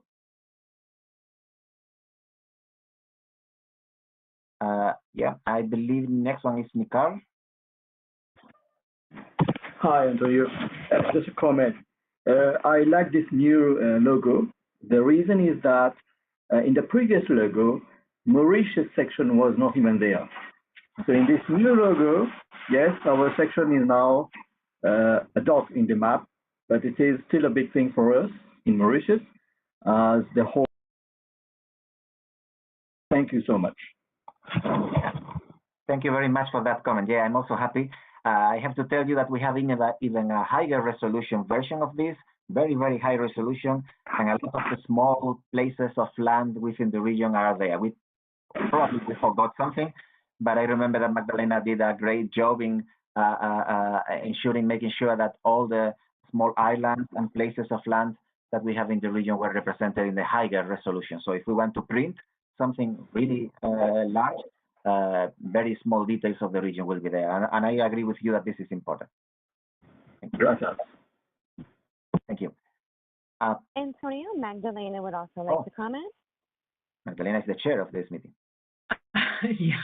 Well, I was just trying to clarify that it is written in the text of the motion, but the reason that we started working on this is because the rest of the regions are also working on a newer visual identity.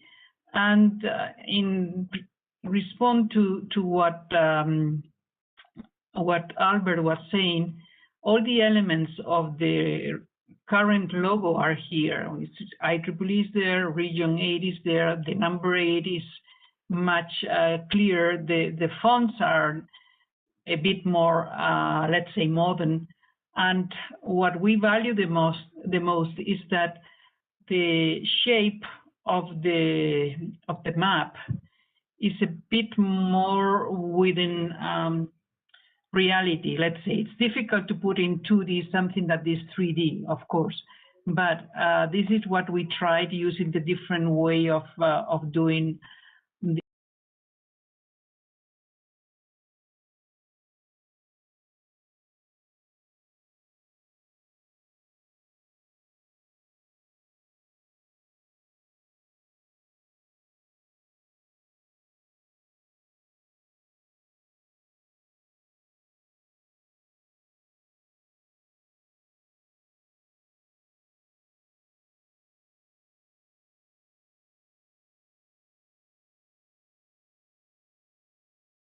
happy with that. Thank you. This was just a clarification for Albert, essentially. Thank you, Magdalena. I also see another comment on the chat from Tony Davis. I have no vote, but agree that it will be good to have more debate about the logo. And also just a comment about the actual design. To me, the digit 8 is too large and not visually pleasing. Okay. Now, any more comments? Yeah, I think there is a couple of raised hands. Well, he said, Rida, I don't know the exact ordering of this. Antonio, it would be Jan, and then Izette. Okay, thank you. Jan, please. Hello, just a quick question. Last week you told us that IEEE talks about redesigning all the region numbers. So the question is actually, how long will this take, and is it worth changing the logo for that, or will it still take a while? That's a very good question. Yeah, if we are involved in a process of restructuring the region, does it really matter if we change the logo? But we don't know for sure whether this change in the regions will actually happen or not. I will share some news later, but still not being approved by any board. So we don't know will it happen. If it does happen, it will take at least 5 or 6 years, because we have a director elect which has been already elected, so we cannot change people who have been elected. So it will take, and the other regions are the same. So it will take several years. I believe it's still worth having this logo change. Okay, thank you. Then we have Izette, right? Yep, Hi, Izette and then Rita. Hi, Antonio and everybody. I love the new logo. It's great, and we should change from time to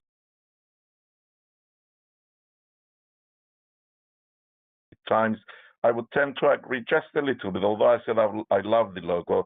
The 8 is a little bit too large, so it can be somehow changed a little bit to make it a little bit more proportional, but it's beautiful. Thank you. Thank you, Izette. Do we have Rida, right? Yes. Thank you, Antonio, for the introduction to the logo. My main question is, have you looked to the cost of changing this logo?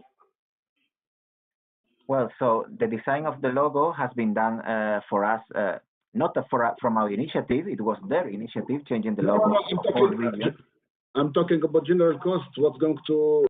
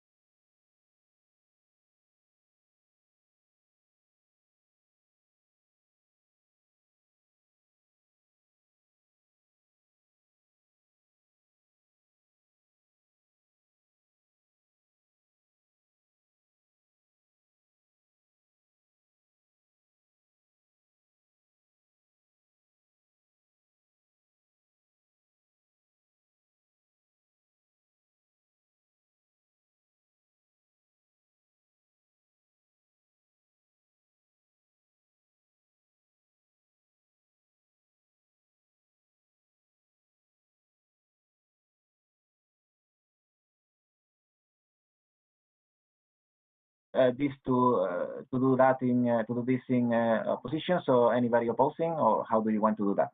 Yes. So will you please raise your hand if you oppose the approval of the new visual identity?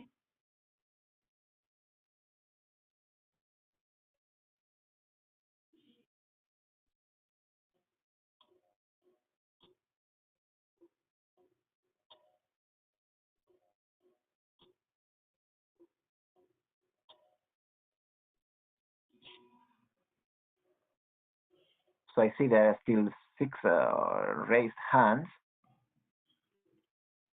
I believe I know that probably Albert is on purpose. I don't know about the other 5 because they spoke in favor.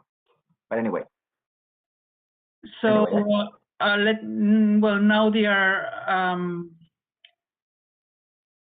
Could you please make sure that if your hand is raised, it is raised because you are opposing.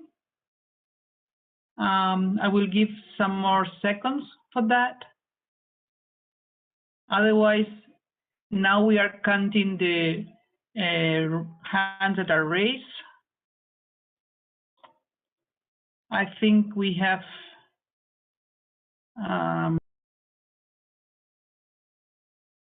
none. It has disappeared, the only one that was there. So it's unanimous. Madam Chair, I actually am seeing 1 hand raised. Okay. Thank you, But just Christy. 1. Thank you, Christy. Okay. Okay. So the motion passes. Okay, thank you all. So we have then another motion that will involve all the resolutions that Magdalena just mentioned. And we will ask for your approval of these resolutions for the 8, I believe 8 previous Reunite volunteers that sadly passed away during the last month. Here. Yes, so the full resolutions are there in the agenda for you to read, have been there since the last week. And these are resolutions in the memory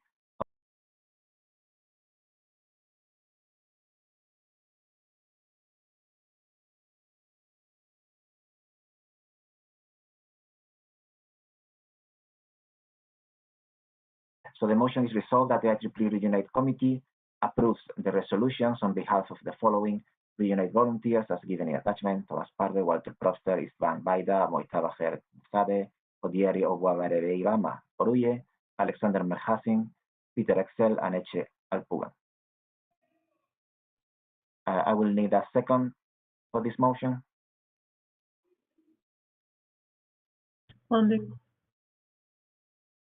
Okay, seconded. Any comments or discussion on this?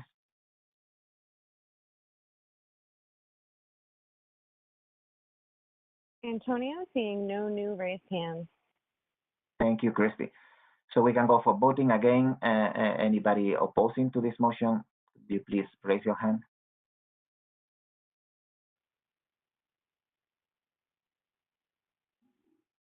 Okay, I don't see there are any raised hands, so thank you for your approval.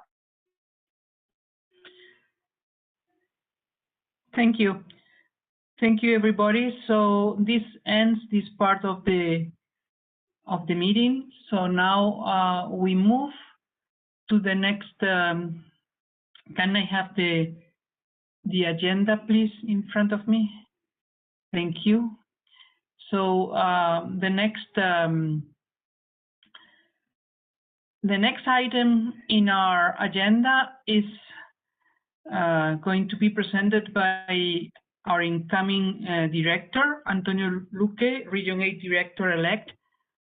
And he has used a very attractive name for this presentation, looking forward to 2021-2022. So, Antonio, the floor is yours. Thank you, Magdalena. Yeah, so the presentation is there. So, so we have this tradition in the region that at the last meeting, the incoming director presents his or her ideas about the coming years. Well, I don't think that any previous director had so little idea of what is going the future to bring, in this moment, because all the uncertainties and unknowns that we have ahead of us. But I will do my best. I will try to present some of the ideas that I have. I hope that I will have some time to also listen to yours. But in any case, we will have a brainstorming session later where we can all discuss new ideas or new initiatives. So next slide, please. My idea here is to talk about different areas that we have in the region, and in each of these areas, I will express or I will present a number of ideas that I believe that will improve the operation of the region, and of course, these ideas will be performed with the help of the rest of the volunteers. So we need to frame what we need to do as a region. In the next slide, we are part of a larger structure, which is IEEE. Inside IEEE, we are also part of the Member and Geographic Activities Board, and then we also couple with some of the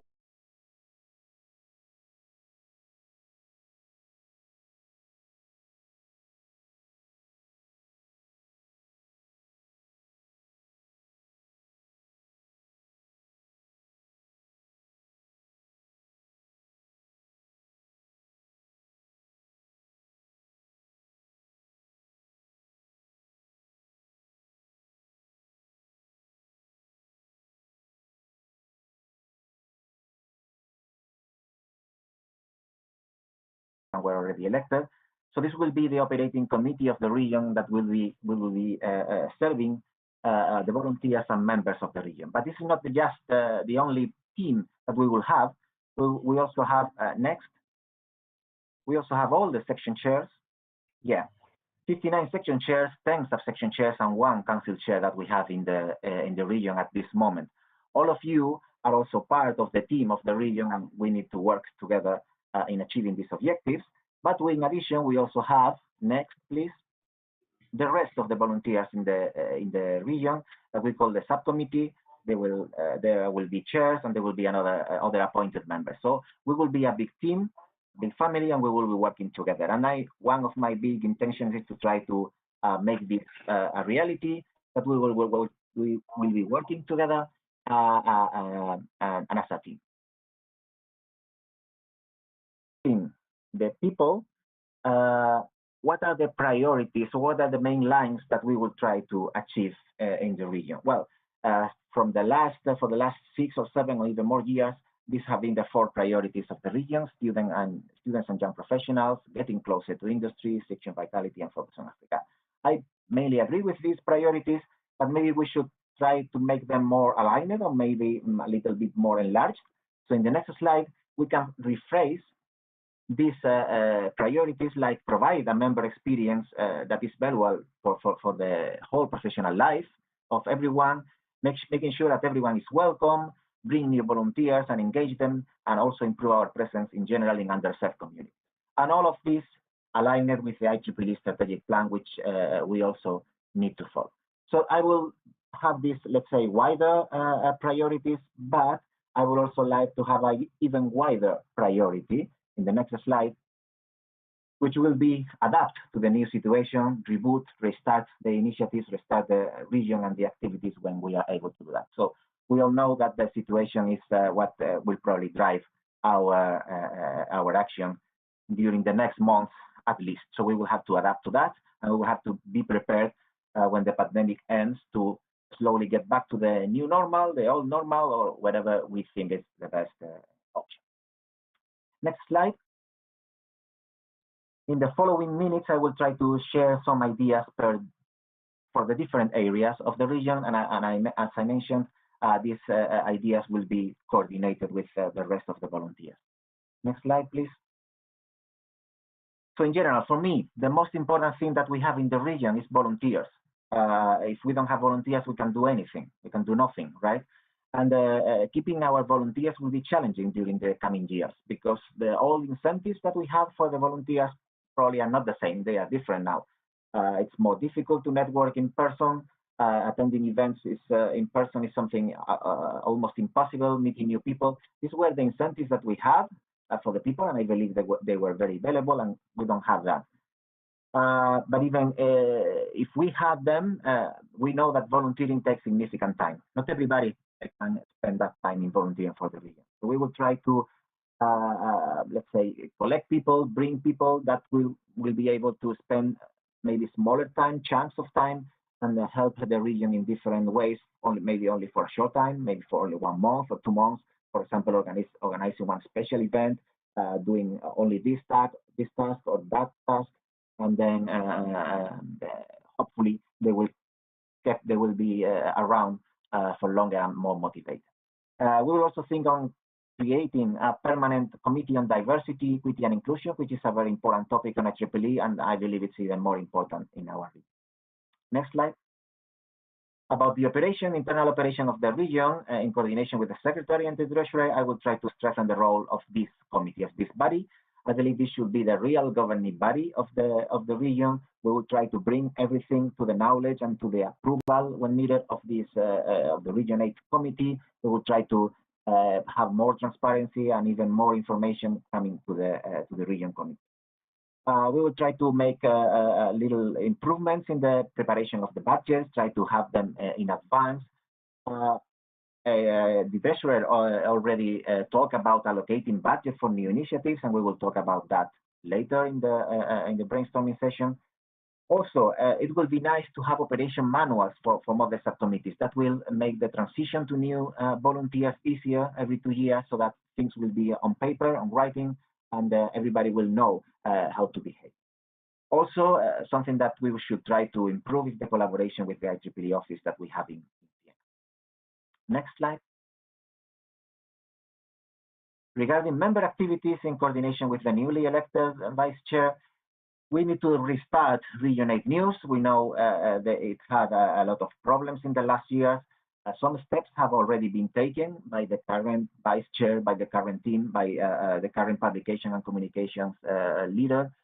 There will be a new editor-in-chief. There will be an editorial team that will try to manage this, and hopefully it will be again a new or the best way of communicating with our members. Also, we will keep the other ways of the other communication channels that we have. Focus on young professionals. We have been losing them because of the situation, also students. So we need to think what to do with our flagship event, like SYP and cross-sectional SYPs. We will have to better link life members and history activities. There is a new initiative in IEEE which is called local groups, and has been presented to this committee a couple of times, I believe. When they are finally approved, we will encourage the formation of these local groups in parts of the region where we have no sections. I believe they will be very good for this. The same thing that students and young professionals have flagship events in the region, the Women in Engineering groups should have them. And also we will try to continue supporting humanitarian activities, which are very important for our members, and especially in this time.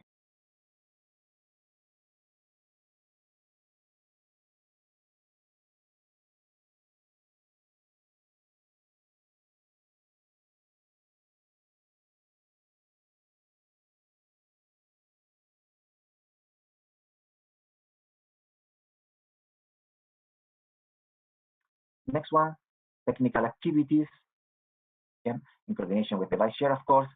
We have opportunities to improve our conference portfolio. I think that the vice chair technical activities mentioned that now it's easy to start new things because we don't have to invest a lot of money. So we can try new conference online, new online conferences that maybe will be converted into face-to-face when this ends. Lifelong education is a big priority in IEEE, so we will try to have programs in languages which are not English. A lot of people in our region are not proficient in English, so we should try to approach them. We will keep the work done in chapters coordination, maybe creating resource centers like they have for societies, creating resource centers for sections and for subcommittees in the region. Next one. About section vitality, this is one area that we still need to improve. A lot of work has been done in the last years. We need to promote the creation of new units when they are possible, and when it's still not possible, we need to promote the increase in membership, in the growth in membership there. Also revitalize the section that could be in decline and share good practices between the sections that we have. Next one. We have several geographical areas which are underserved. Africa is probably the best example, but not the only one. In any case, we will try to continue the collaboration with the Africa Council, having this communication, this frequent communication that we have, and we would love to keep working with them, but also with other areas that might be underserved, and we will try to focus on them as well. Next one. About nominations and appointments and awards and recognitions, we will try to streamline the awards process in the region, define the rules for the creation of new awards, and also encourage the submission of Region 8 members to IEEE level awards. And regarding nominations, it's very good to keep the influx of great volunteers that we have in the region, motivate them to. Next one. Yeah. So to conclude, something that I would like to request from all of you. Next slide. I would like you to work together for IEEE, to work together for Region 8. Please do participate in region meetings like this one, like the ones that we will have next year, whether virtual or in face. Try to engage in discussion, because this is the body that will have to decide what to do in the region, what policy to follow in the region. So try to engage in this discussion, not just in the meetings, but also during the rest of the year. If you're finishing your term and there will be a new person in the position next year, please do teach them. Please facilitate the transition. Send feedback to me. I will be happy to receive that, and also the rest of the EPCOM. We know we will have a tough year ahead, but I'm sure that we will work together and we will be able to overcome all the difficulties that we have. Next one. I don't want to finish without thanking all the volunteers, all the OPCOM members, Region 8 volunteers, and IEEE staff that I have the pleasure to work with during the last 2 years. I have to give special thanks to Magdalena for her guidance, her patience, and teaching to me. If I do anything good as a director, it will be because of them. Any mistake will be entirely mine. So thank you, and I hope that we can have at least a couple of minutes for comments on this, please, Magdalena, and if not, we will continue. Thank you.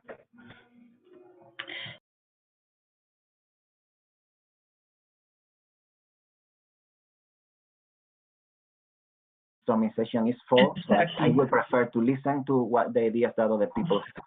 But if somebody has any comment about this, maybe we can spend 1 minute. Okay, so are there any comments for Antonio now? Madam Chair, I'm seeing no hands raised currently. Okay, so thank you very much, Antonio. Then we move. I do have one question for Antonio. Okay, go ahead, please. Yeah, this is Dr. Rida from Qatar section. Rida, yes, I see you. Yes. Go ahead, Rida, please. Thank you, Antonio. Very nice presentation, and you have quite many ambition. Your plan is really nice to see. Just want to give one more suggestion to help out low-income countries, African countries, by revising their membership or reduce the membership. Let's make it kind of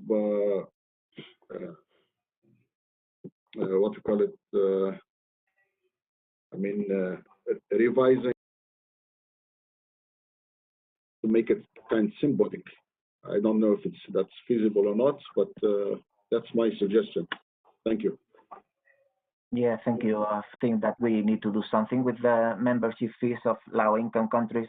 Unfortunately, this is not something that we can decide at the regional level, but yeah, we will try to raise the voice of these countries at these levels and see what can be done. If not, the other things that we can do from the region, yeah, we will try to support as much as possible the members there.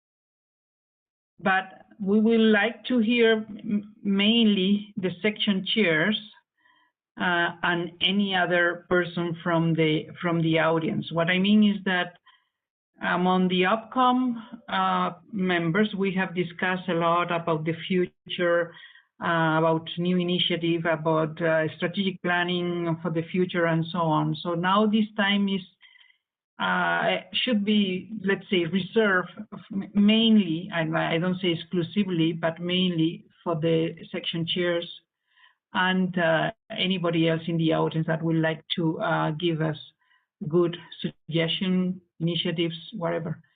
So the floor is yours again, Antonio. Yeah, thank you. So yeah, as Magdalena said, I should shut up soon. So I will just quickly try to introduce what we are going to do in this session. And then, yeah, I promise I will be silent most of the time. And then the idea is for you to speak and us to listen for new ideas or new projects or anything that you would like to suggest for the region. So next slide. What are we going to do now, today, right? So the idea here, in the next 40 minutes, we have plenty of time, so that will be very, very good. Let's try to think about the future. I think I mentioned before that we don't know much about the future, but we do know that the future will be different from what we used to do in the last years, right? Yeah, things are different now. The situation and the environment is different, and we need to do things differently also from the region. We should try new things because the things that worked before probably will not work in the near future. That we have problems that we have, all of us, in common, like we are losing some membership, we are decreasing membership everywhere, especially students and young professionals. Let's try to discuss them together. We also have issues about the future of IEEE, how things should go, should be, right? So let's try to discuss new initiatives, projects, new ideas that at the end will better serve our members, also our potential members, so that we can recruit them and bring more people here. In order to frame a little bit the discussion, try to focus on ways of collaborating, right? I know that many sections have specific problems and they deserve a discussion, but let's try to look at things that we can do together as a region, or at least in areas of the region, right? Things that will work in this geographic or that geographic area, not just in one section. And when thinking of this, we all know that money is important, but especially last week, we learned a lot about the situation of the region finances. The treasurer updated us, and we know that we had some surplus this year because we saved money from traveling. We know we have healthy reserves. We know we have some money to spend. So in the times of crisis, in the times of change, when we have problems, it's the time probably to spend money. So let's think about the money, but knowing that we have money to spend, that we can try new things and we can invest. But this is fine. This is what happens when you invest. So with that, next slide, please. Yeah, please share your views, any topic. We are here to listen. In order to have this more or less ordered, try to use the raise hand feature, at least at the beginning. If possible, mute your microphones when you're not speaking so we don't have much background noise. But let's try to make this more or less free. So I believe it's better if we can discuss things and not following a strict order during the most of the session. That's all from me. I will silence now.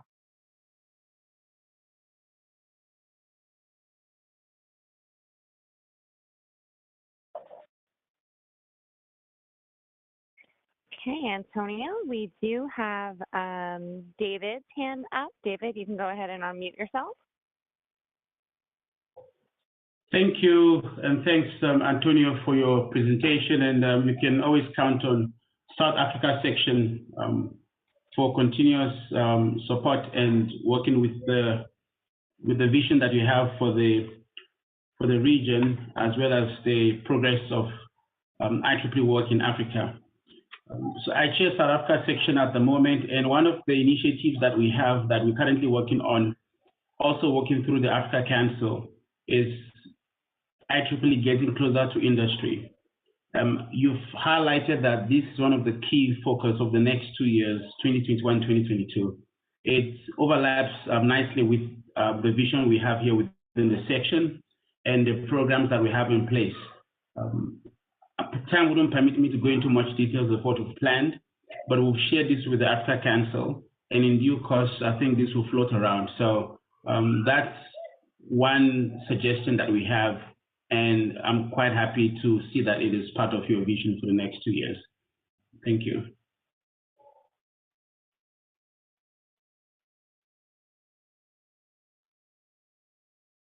Okay, we have Mona and Evgen.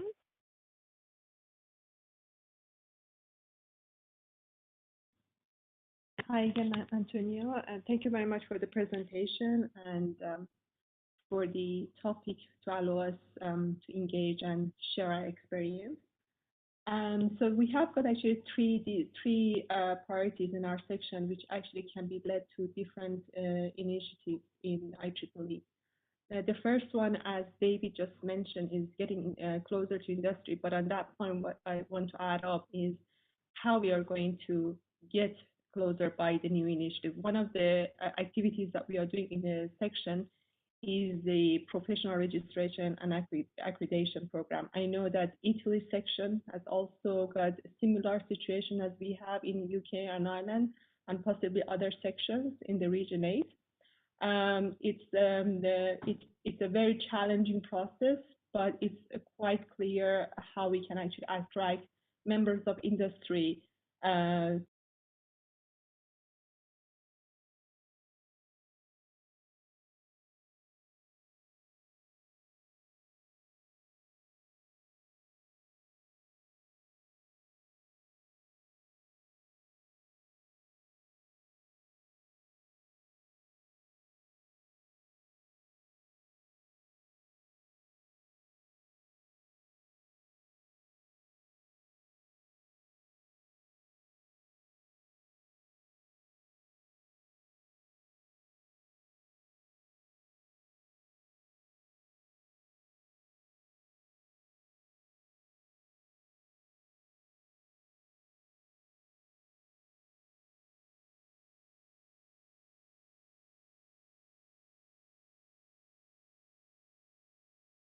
with the assistance of technology is the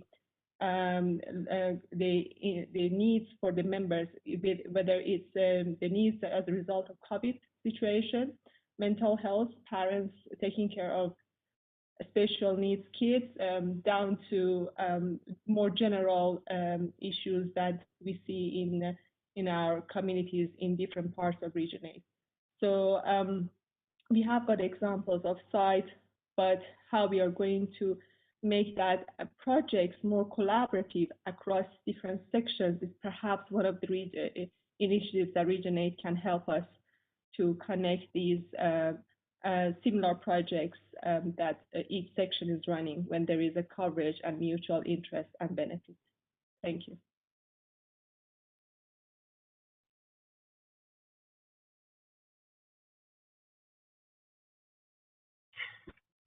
So, hello, Antonio.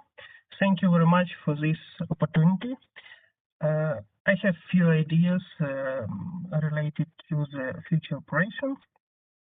First of all, maybe we need to implement in Region 8 some fellowship awards for students and young professionals in connection to the scientific or industry works, maybe with money award, because this works very well at society level and will help to recognize and motivate, recognize Region 8 and motivate our members to be members, will help to our membership development. Also, the second, I believe we will need to think about something like a reviewers database to include also IEEE members and non-IEEE members. It will help to advertise. It will help us to collect high-level reviewers and monitor the quality of reviewers at our conference and help to better build relation with section and region. And the last, maybe we haven't some technical journals at region or section level, but we have a lot of non-IEEE journals in Europe. So maybe, and we have a lot of IEEE volunteers at these journals at editor positions. So maybe we can build some relations, some networks, some cooperation networks with these journals.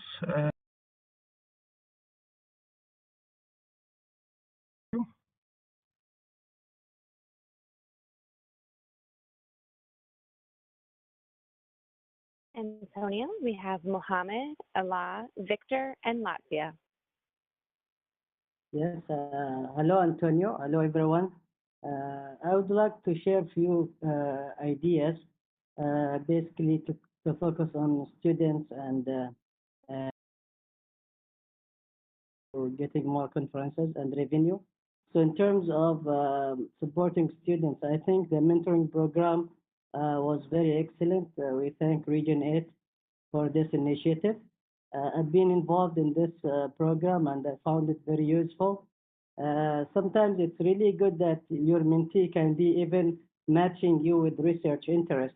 So I think if there is a way that we could incorporate a specific workshop so that mentees will know what is this program can offer and an end product for them, as well as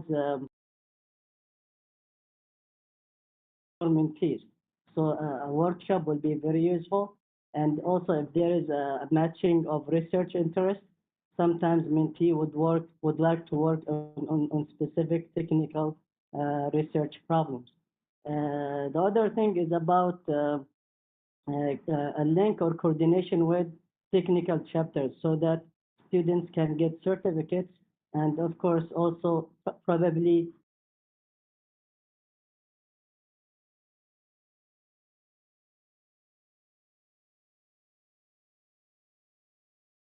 more of interchanging students between academia or industry.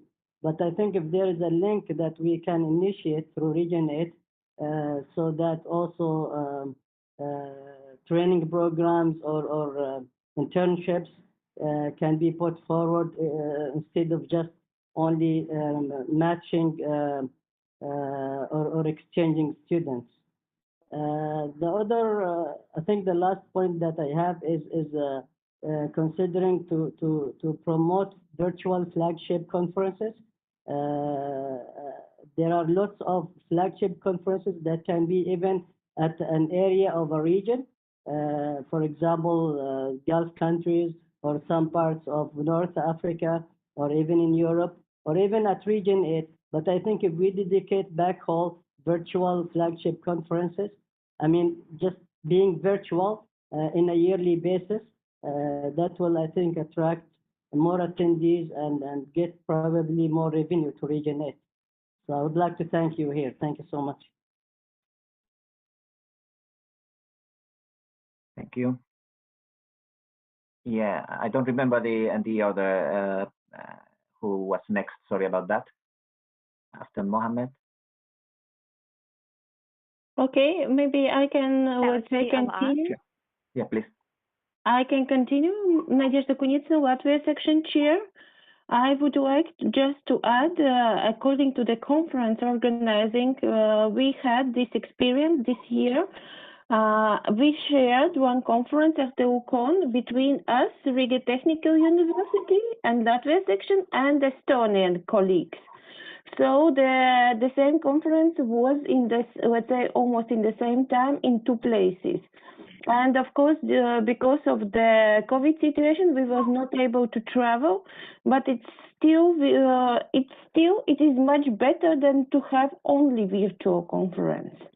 So to at least to have some local sections and the sharing of the sections in virtual reality. So thank you. Thank you, Nadezhda. I think it's a great idea. Thank you. Allah? Next, hello. I don't know who's next. Can I speak? Yes. Please. Yes. So thanks, Antonio, for your nice presentation. One thing I would like to emphasize that we really like to be more involved in IEEE Region 8 activities. As you mentioned, we are not that much involved.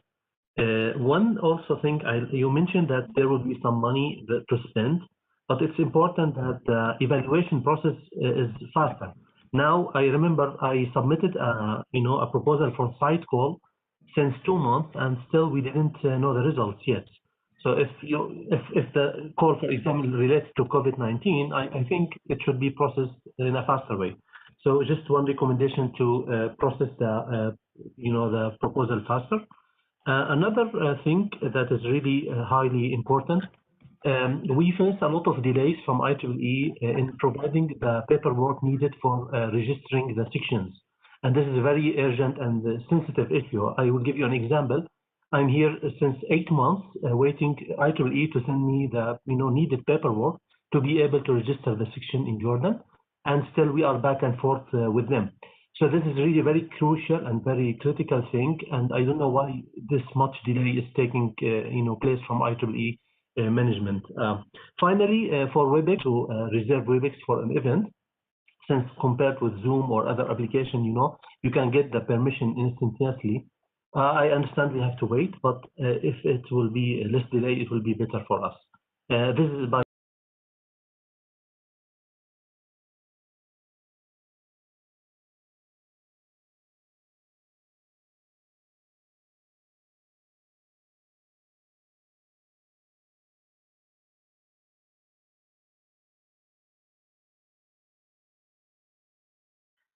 But if people here believe that having an open call for these initiatives and for funding and so on will work better, that's also a possibility, of course.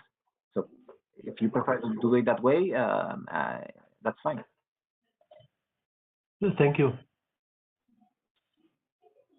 Hi, Antonio. Can I speak up? We have Victor. Go ahead, Victor. Yes. You hear me? You hear me? Thank you. As Antonio said in his presentation, that one of the possible future priorities for the region is to provide a member experience that is valuable during all their profession. And I think that one possible and very efficient way for this is to make use of the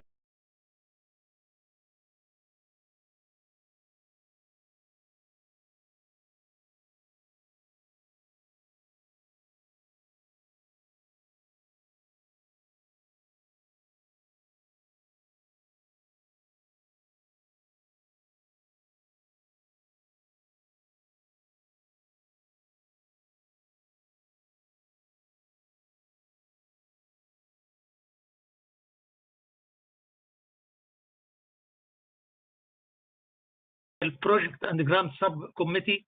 I am a member of this subcommittee. It considers requests for major grants between $5,000 and $100,000. These grants are for special projects that are extraordinary in scope and impact. I give you an example that the Lebanon Life Member Affinity Group had successfully obtained a grant with an amount of $32,000 for a project for education of green energy. I do not know if there is another possibility that is great about special projects. The same special project and grant subcommittee can consider requests for funding between $1,000 and $10,000 for projects that involves the region and the other groups.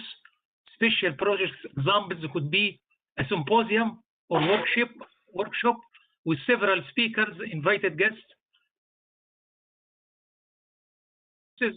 or a milestone ceremony. So I think that in the future, a cooperation between life members who have many experience with even the students and the YP and others for making projects, for making proposals for such projects, and even with using the digital means now, we can involve not only operating units from the same section, but from many sections. Thank you. Thank you, Victor. Thank you for making us aware of these great opportunities. I think that many people here will be interested.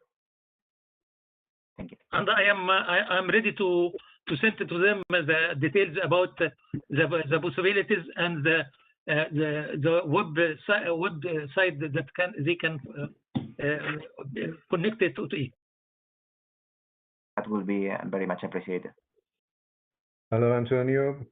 Hello. This is Nihal here. Is it my turn now to say a few words? Yeah, I think so. Thank you. As an IEEE member based in industry, I have always been very keen that IEEE should move closer to industry. In the Action for Industry, we did create an operational manual. As you've said in your presentation, you're very keen to see operational manuals. So we have it and we've improved it each year. And I think it needs to continue to develop and progress. So I hope in the future you will be supporting moving IEEE closer to industry. The point we made originally was industry will not move closer to IEEE. It's for IEEE and for us as volunteers to create an interest by industry to us. So that was the basis on creating Action for Industry. So we need to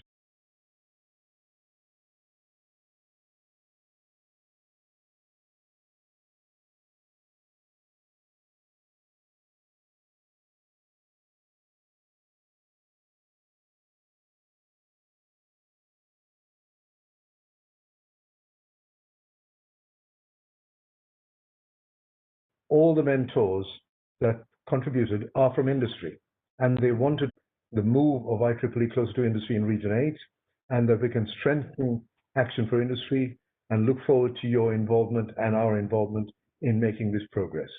Thanks for listening.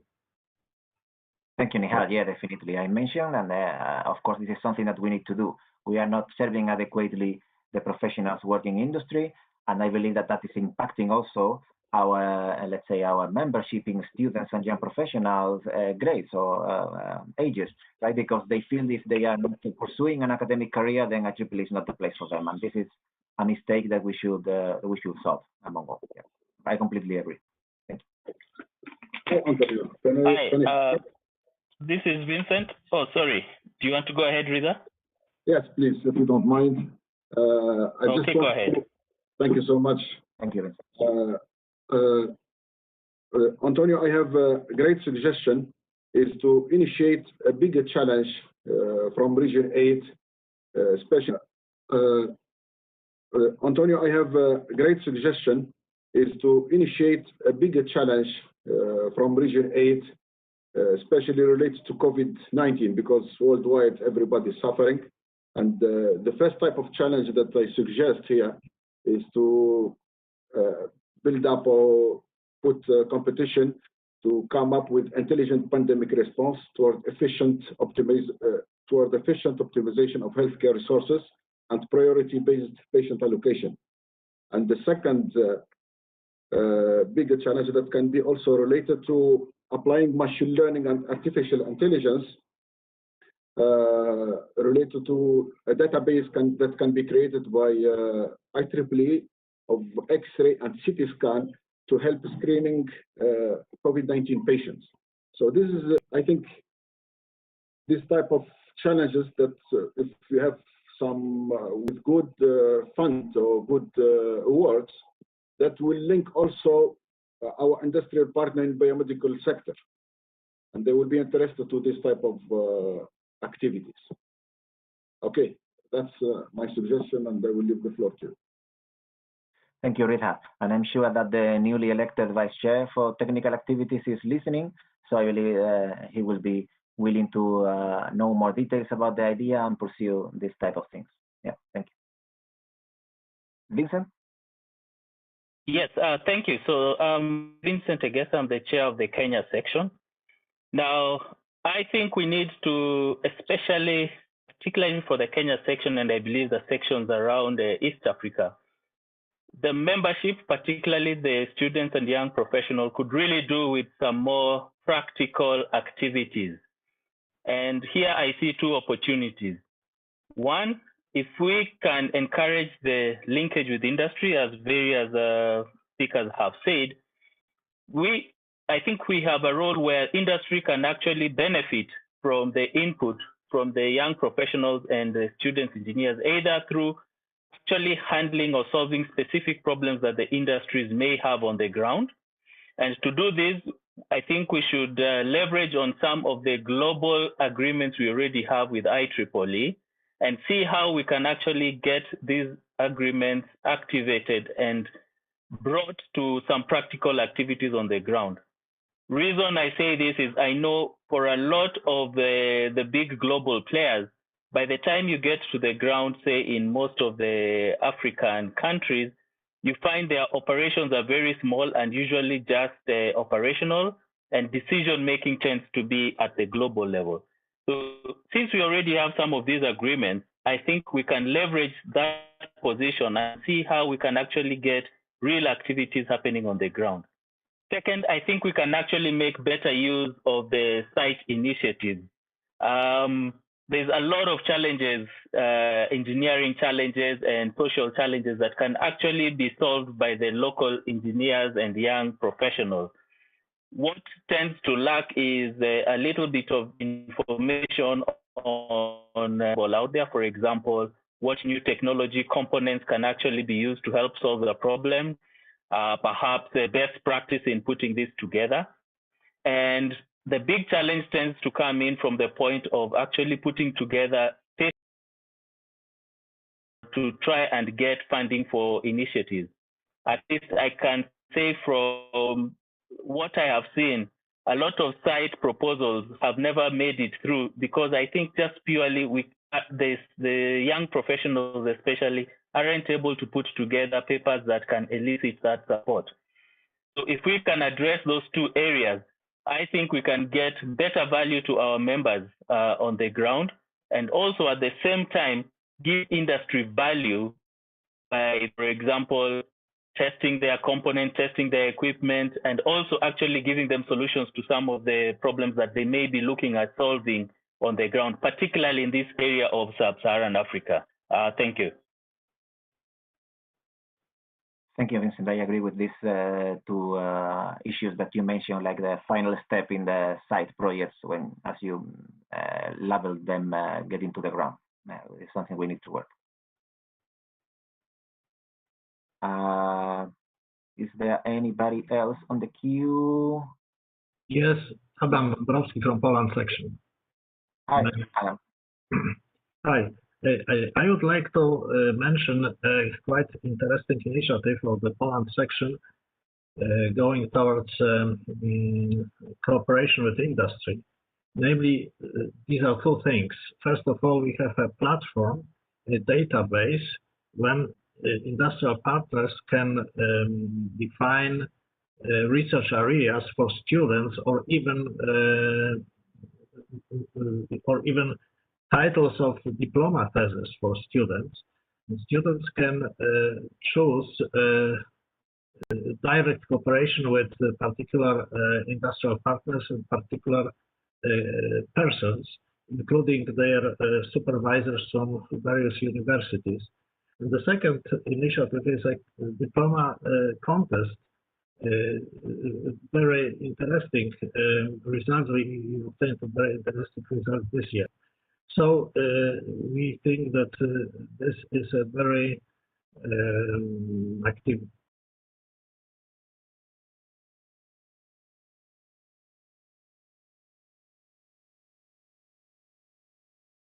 circuits like photovoltaic panels.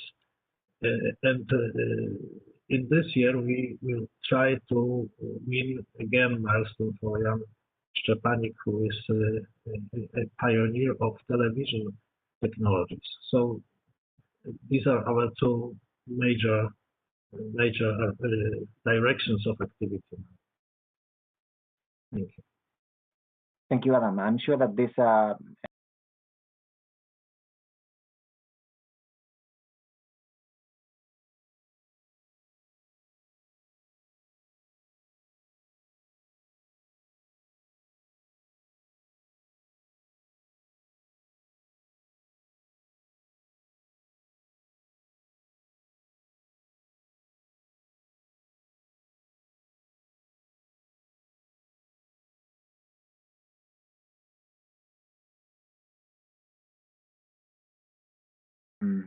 Who's next?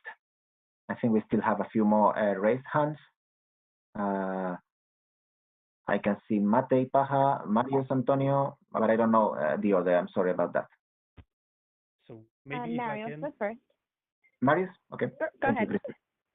You, Okay, maybe I'm going to start just following up on the new initiative introduction last week.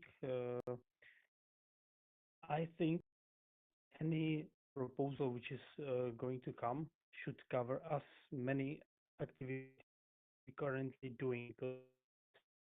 Because our mindset is that we are, for example, this action for industry, we are following several, let's say,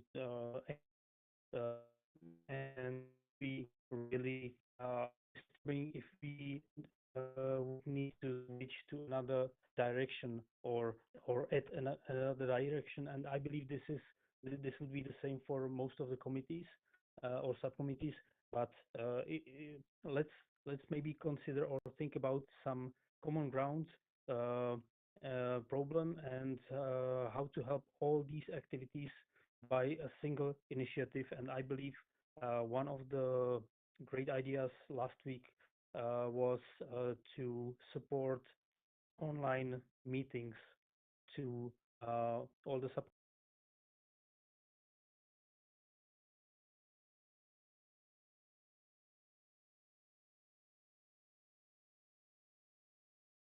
small section activities. So just one of these ideas, but it's not about this idea. Just probably a guidance that any new initiatives, from my perspective, should cover most of the current activities we are working on. How to improve them, how to make them happen in this COVID-19 situation or post-COVID world. Thank you. Thank you, Matei. I had some problems in listening to you because of some interruptions, but I think I got most of the message. Like it would be good to have continuity on the current activities and not just terminate them. And I completely agree with that, and also the support for the online meeting. I think I got most of the message that you mentioned. Thank you. I believe next one is Marius. Marius Antonio, you there? Yes. Hello, Antonio. Okay. Since industry is a focus area and it has been discussed, I agree with what the previous speakers have said, Nihal and Adesh and the gentleman from Africa. Industry is an area where we have to get closer to them and discuss with them. We have different needs on the level of the companies. That can be related to standards, continuing education, access to young professionals and students to get new workers. So we have specific needs that have to be taken care from IEEE for the corporations, and then we have different needs that have to be taken care with regards to students and young professionals. Also, that is an opportunity for IEEE to help during the professional life and evolution of a member with regards to continuing education, because we have lots of material for emerging technologies and innovations that are happening. So the thing is, we have to continue the mentoring program that has been success and is being appreciated, as well as the internship program.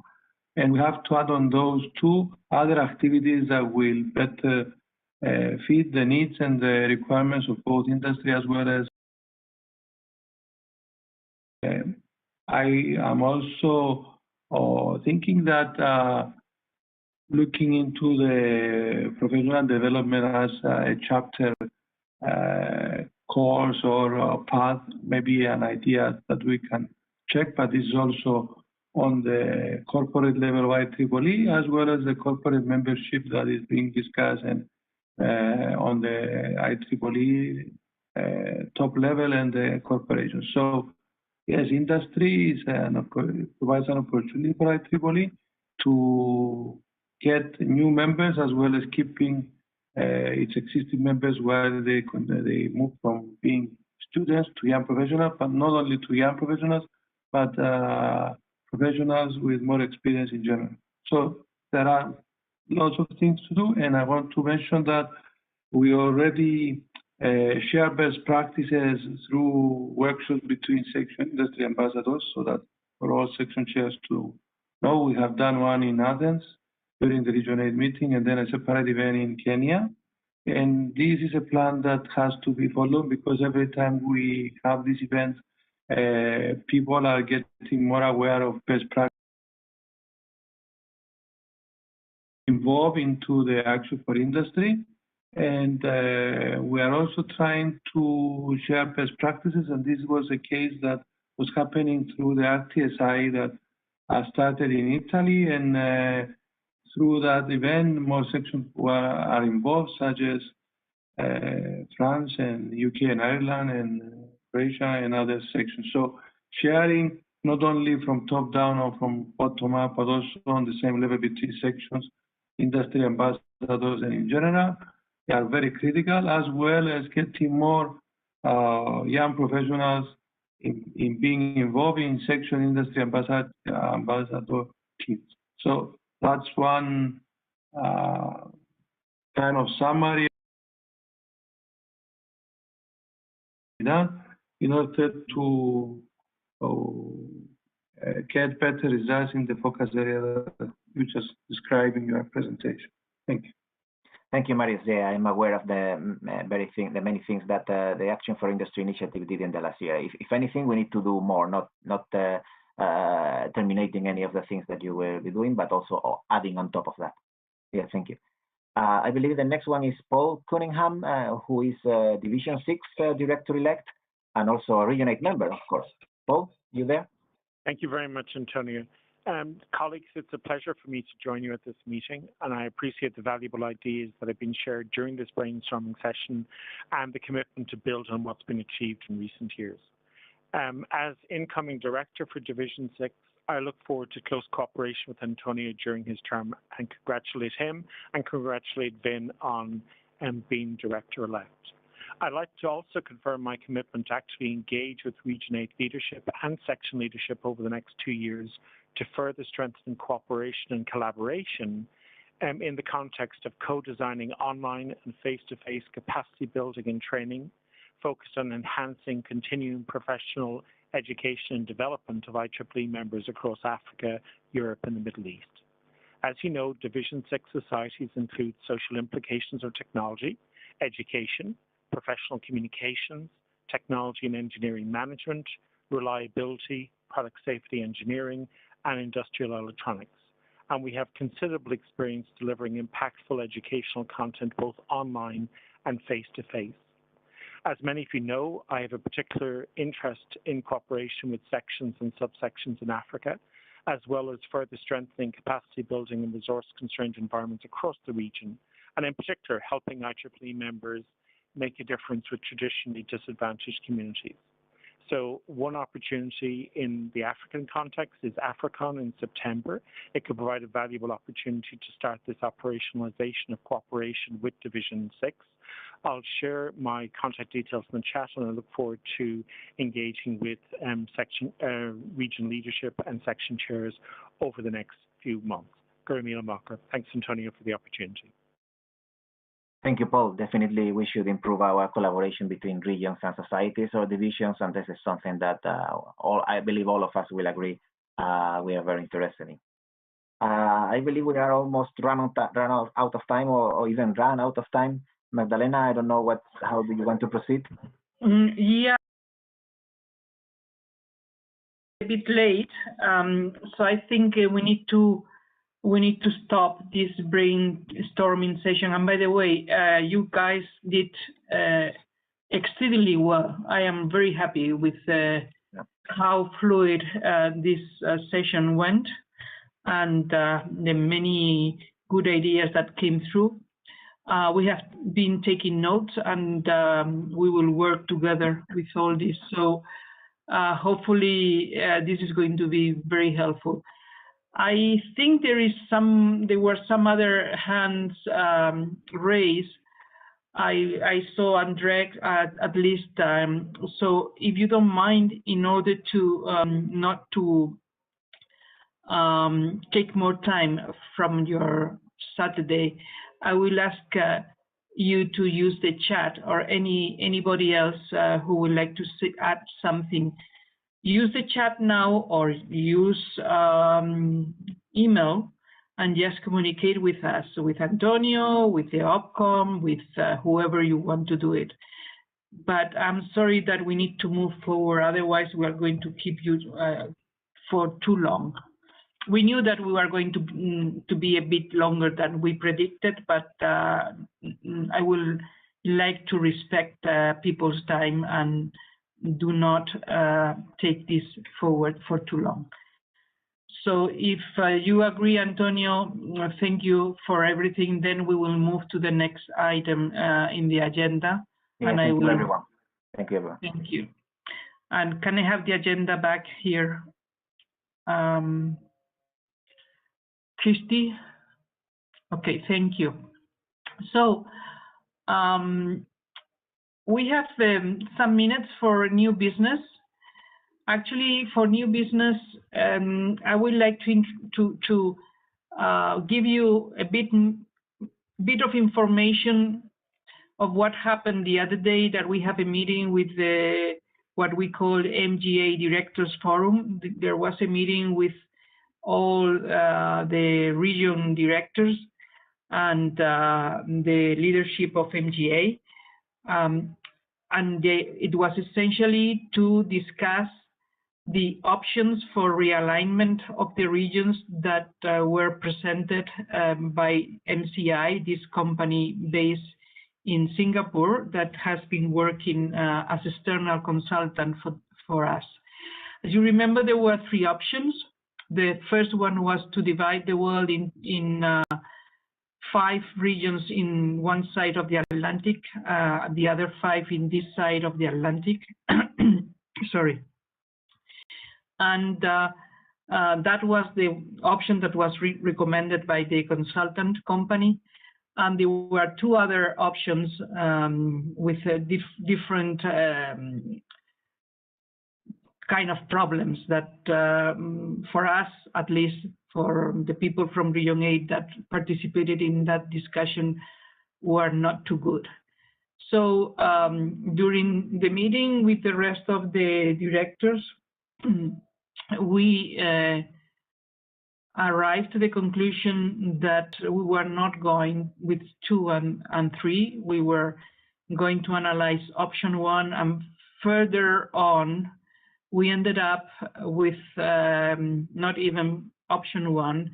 The conclusion was to have 4 regions out of region 8 and 10, and 6 regions for the Americas. And 2 working groups were created, a working group which is going to take care of region 8 and 10 subdivision into 4 regions, and another group that is going to take care of the 6 regions of the Americas. And the Americas include Canada and include region 9, the current region 9. So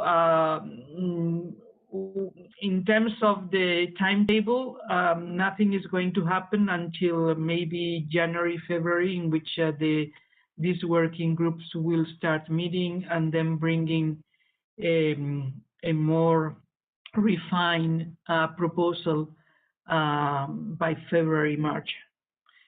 So this is the summary. I don't know if, Antonio, you want to add something here? What I said? You made a very good summary. Okay. Okay, so this is what we were willing to inform you about. So again, we are open to any comments, suggestion, but not right now because we don't have too much time now. But please contact us and let us know what are your ideas for this realignment. But I think having 2 regions, well, actually 4 regions out of 8 and 10 is going to be helpful. The new regions will manage much better the amount of operational units that we have right now. So if you allow me, I will move to the next item in the agenda, which is essentially what I call my closing remarks, which will be followed by a video that has been prepared by the Secretary of Region 8, Ana Madureira, and her team, with the help of some volunteers. So I will kindly ask you to stay for that video, which is our way of celebrating our meeting, since we cannot do it otherwise. So next slide, please. Well, thanks everybody for participating. A special thanks to the MGA MCE team, Region 8 Secretary and her team, Region 8 Electronic Communication Coordinator, George and Maria. They are always in the background. Thank you for being there. All the speakers, and in particular those of very different time zones, and all of you that I has been unable to recognize because you are not voting members, but you have been there. And this is all the subcommittee members, subcommittee chairs from Region 8, and also IEEE leaders that you have been there, and I have been seeing your name. So thank you for being there. Thank you for supporting Region 8, and thank you for listening to us and helping us in going through. Next slide, please. Regarding the next committee meeting, of course, this is the main guy deciding this will be Antonio, together with the incoming team. But we have a tentative date, which is March 2021, 2021. And this meeting is addressed to what we call the Standard Committee, OPCOM section chairs, appointed members, subcommittee members, and all our guests. And the format will be announced. As of today, I don't think we are too keen to think that it's going to be face-to-face or even hybrid, but we will see what can be done. All of this is tentative, so nothing is fixed, but if you want to take a note of March 2021, that is our first approach. That is a Saturday and a Sunday. And depending on the format, we will explain how we are going to do it. Next slide, please.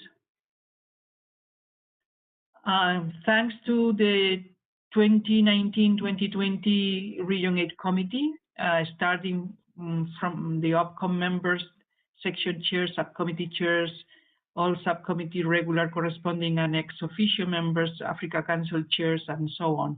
And I have a list of the subcommittees in the incoming view graph, but before doing that, I would like also to thank Antonio. All the region subcommittees, there are 18 of them, and obviously I'm not going to go through all of them, but just this will be there in the agenda. So you want to know who the people were there, you will have them here. My word of thanks goes to all of them, including corresponding members, corresponding ex officio members, and regular members. Next slide, please. These are the next 5, and next slide. And the next one, and finally the last slide with our subcommittees. Thank you very much to all. And next slide, please.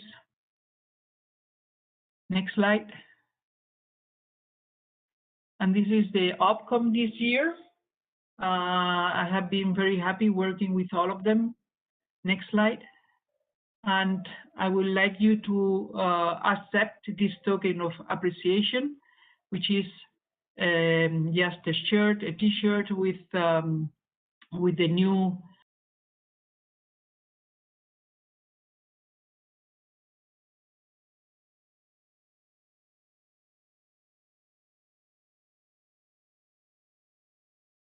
please stay for the video that Anna has prepared. Enjoy the rest of your weekend and try to keep safe. So we move to the video. Hey, thank you, Magdalena. Thank you. Thank you for being there. Mike, there you are. Steve, there you are. It's so nice to see you guys always supporting us. My feeling is that this is probably in between our meeting and the video, and now we are going to have this video. So, Christy, is this video coming?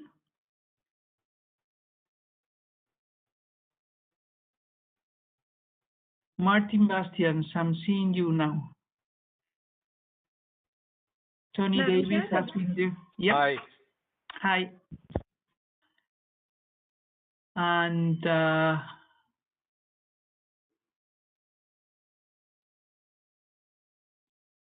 so Anna, just tell us what's going to happen. You're going to click on the video, or Christy is going to click on the video? This is a surprise for me, so I don't know what's going to happen now. It's running. Okay, good, good.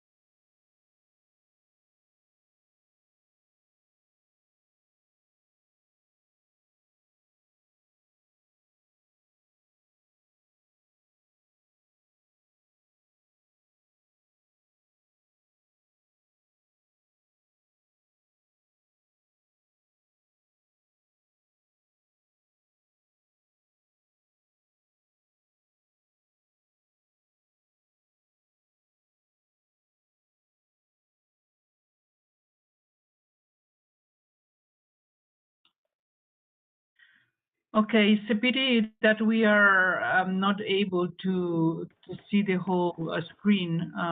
We are able to see just 1/4 of the what is supposed to be. That's my feeling. I don't really know how much we are able to see, but my guess is that it's just like 1/4 of the big screen.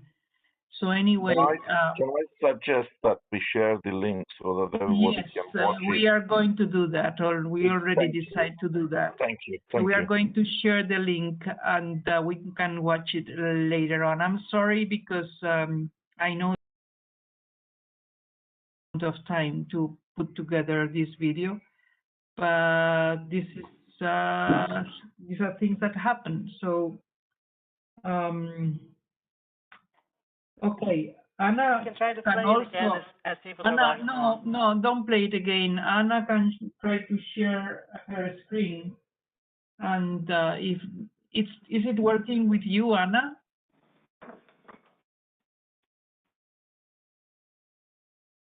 Well, if it's going to take a lot of time, No. okay. Try now. Okay. No, we are happy. I mean, we are friends. We are talking. We are having good time. So that's no problem. Take your time, and we will. Oh, great! There you are.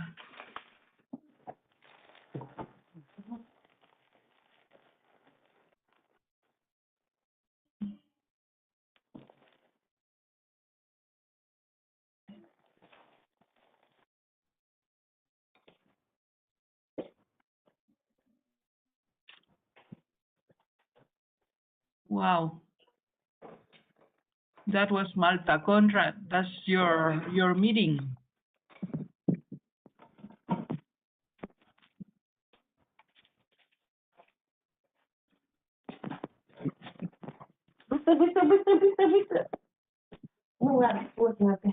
Please mute your microphones.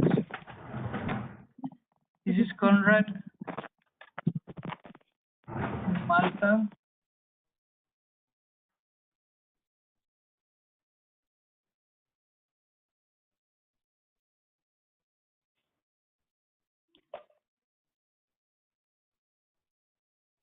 Yes.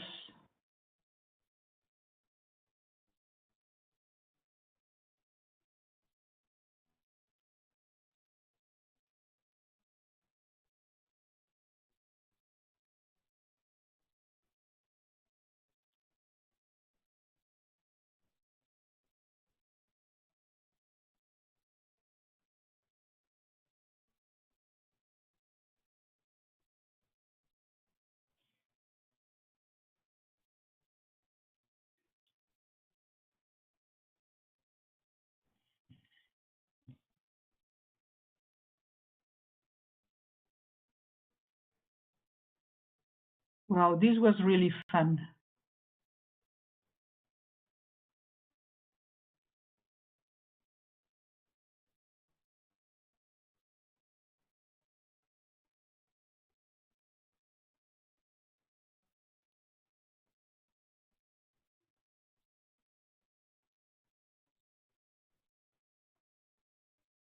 So look at Jose and his wife. They enjoy it so much.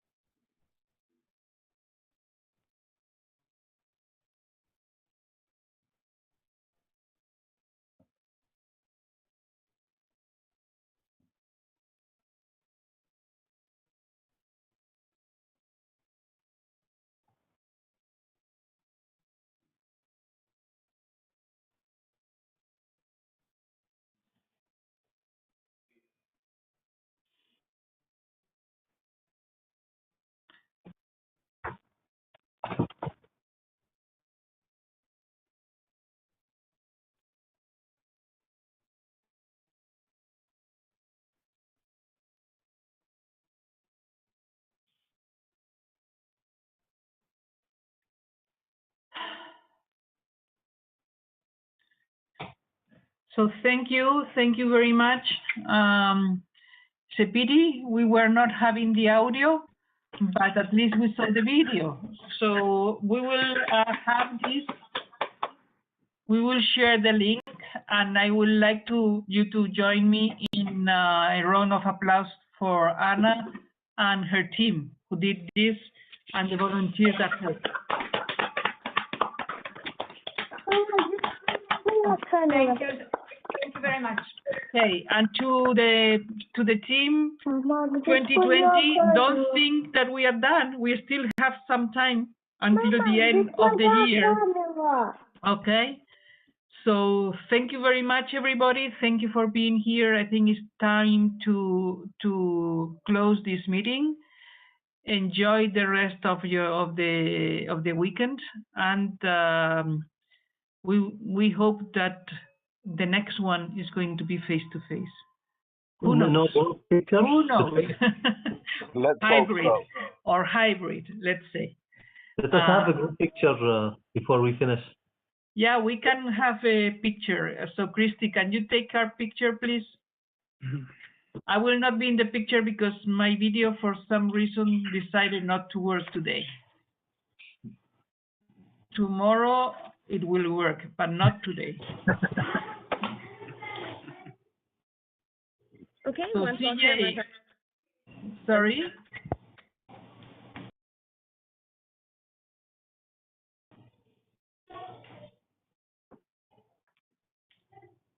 And Alexander Sabo, hi. How are you?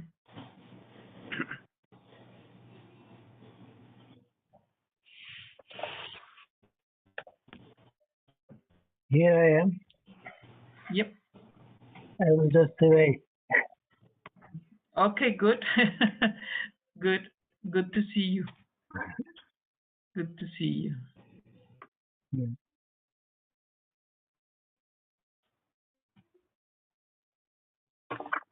Alberto, Region 9 Director, Alberto is there. Costas, thank you for everything.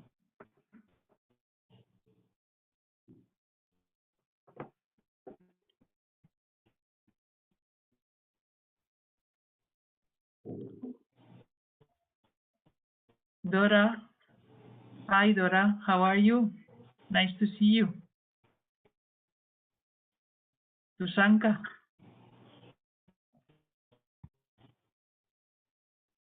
Hi to everybody. Hi. So, everybody, I mean, have we taken the photo of everybody?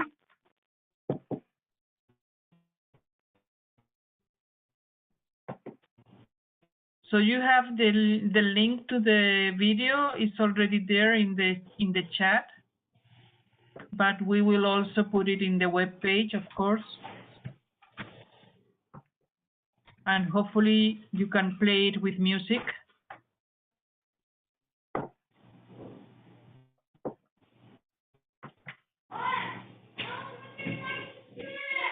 And the kids are asking for attention. I can hear that.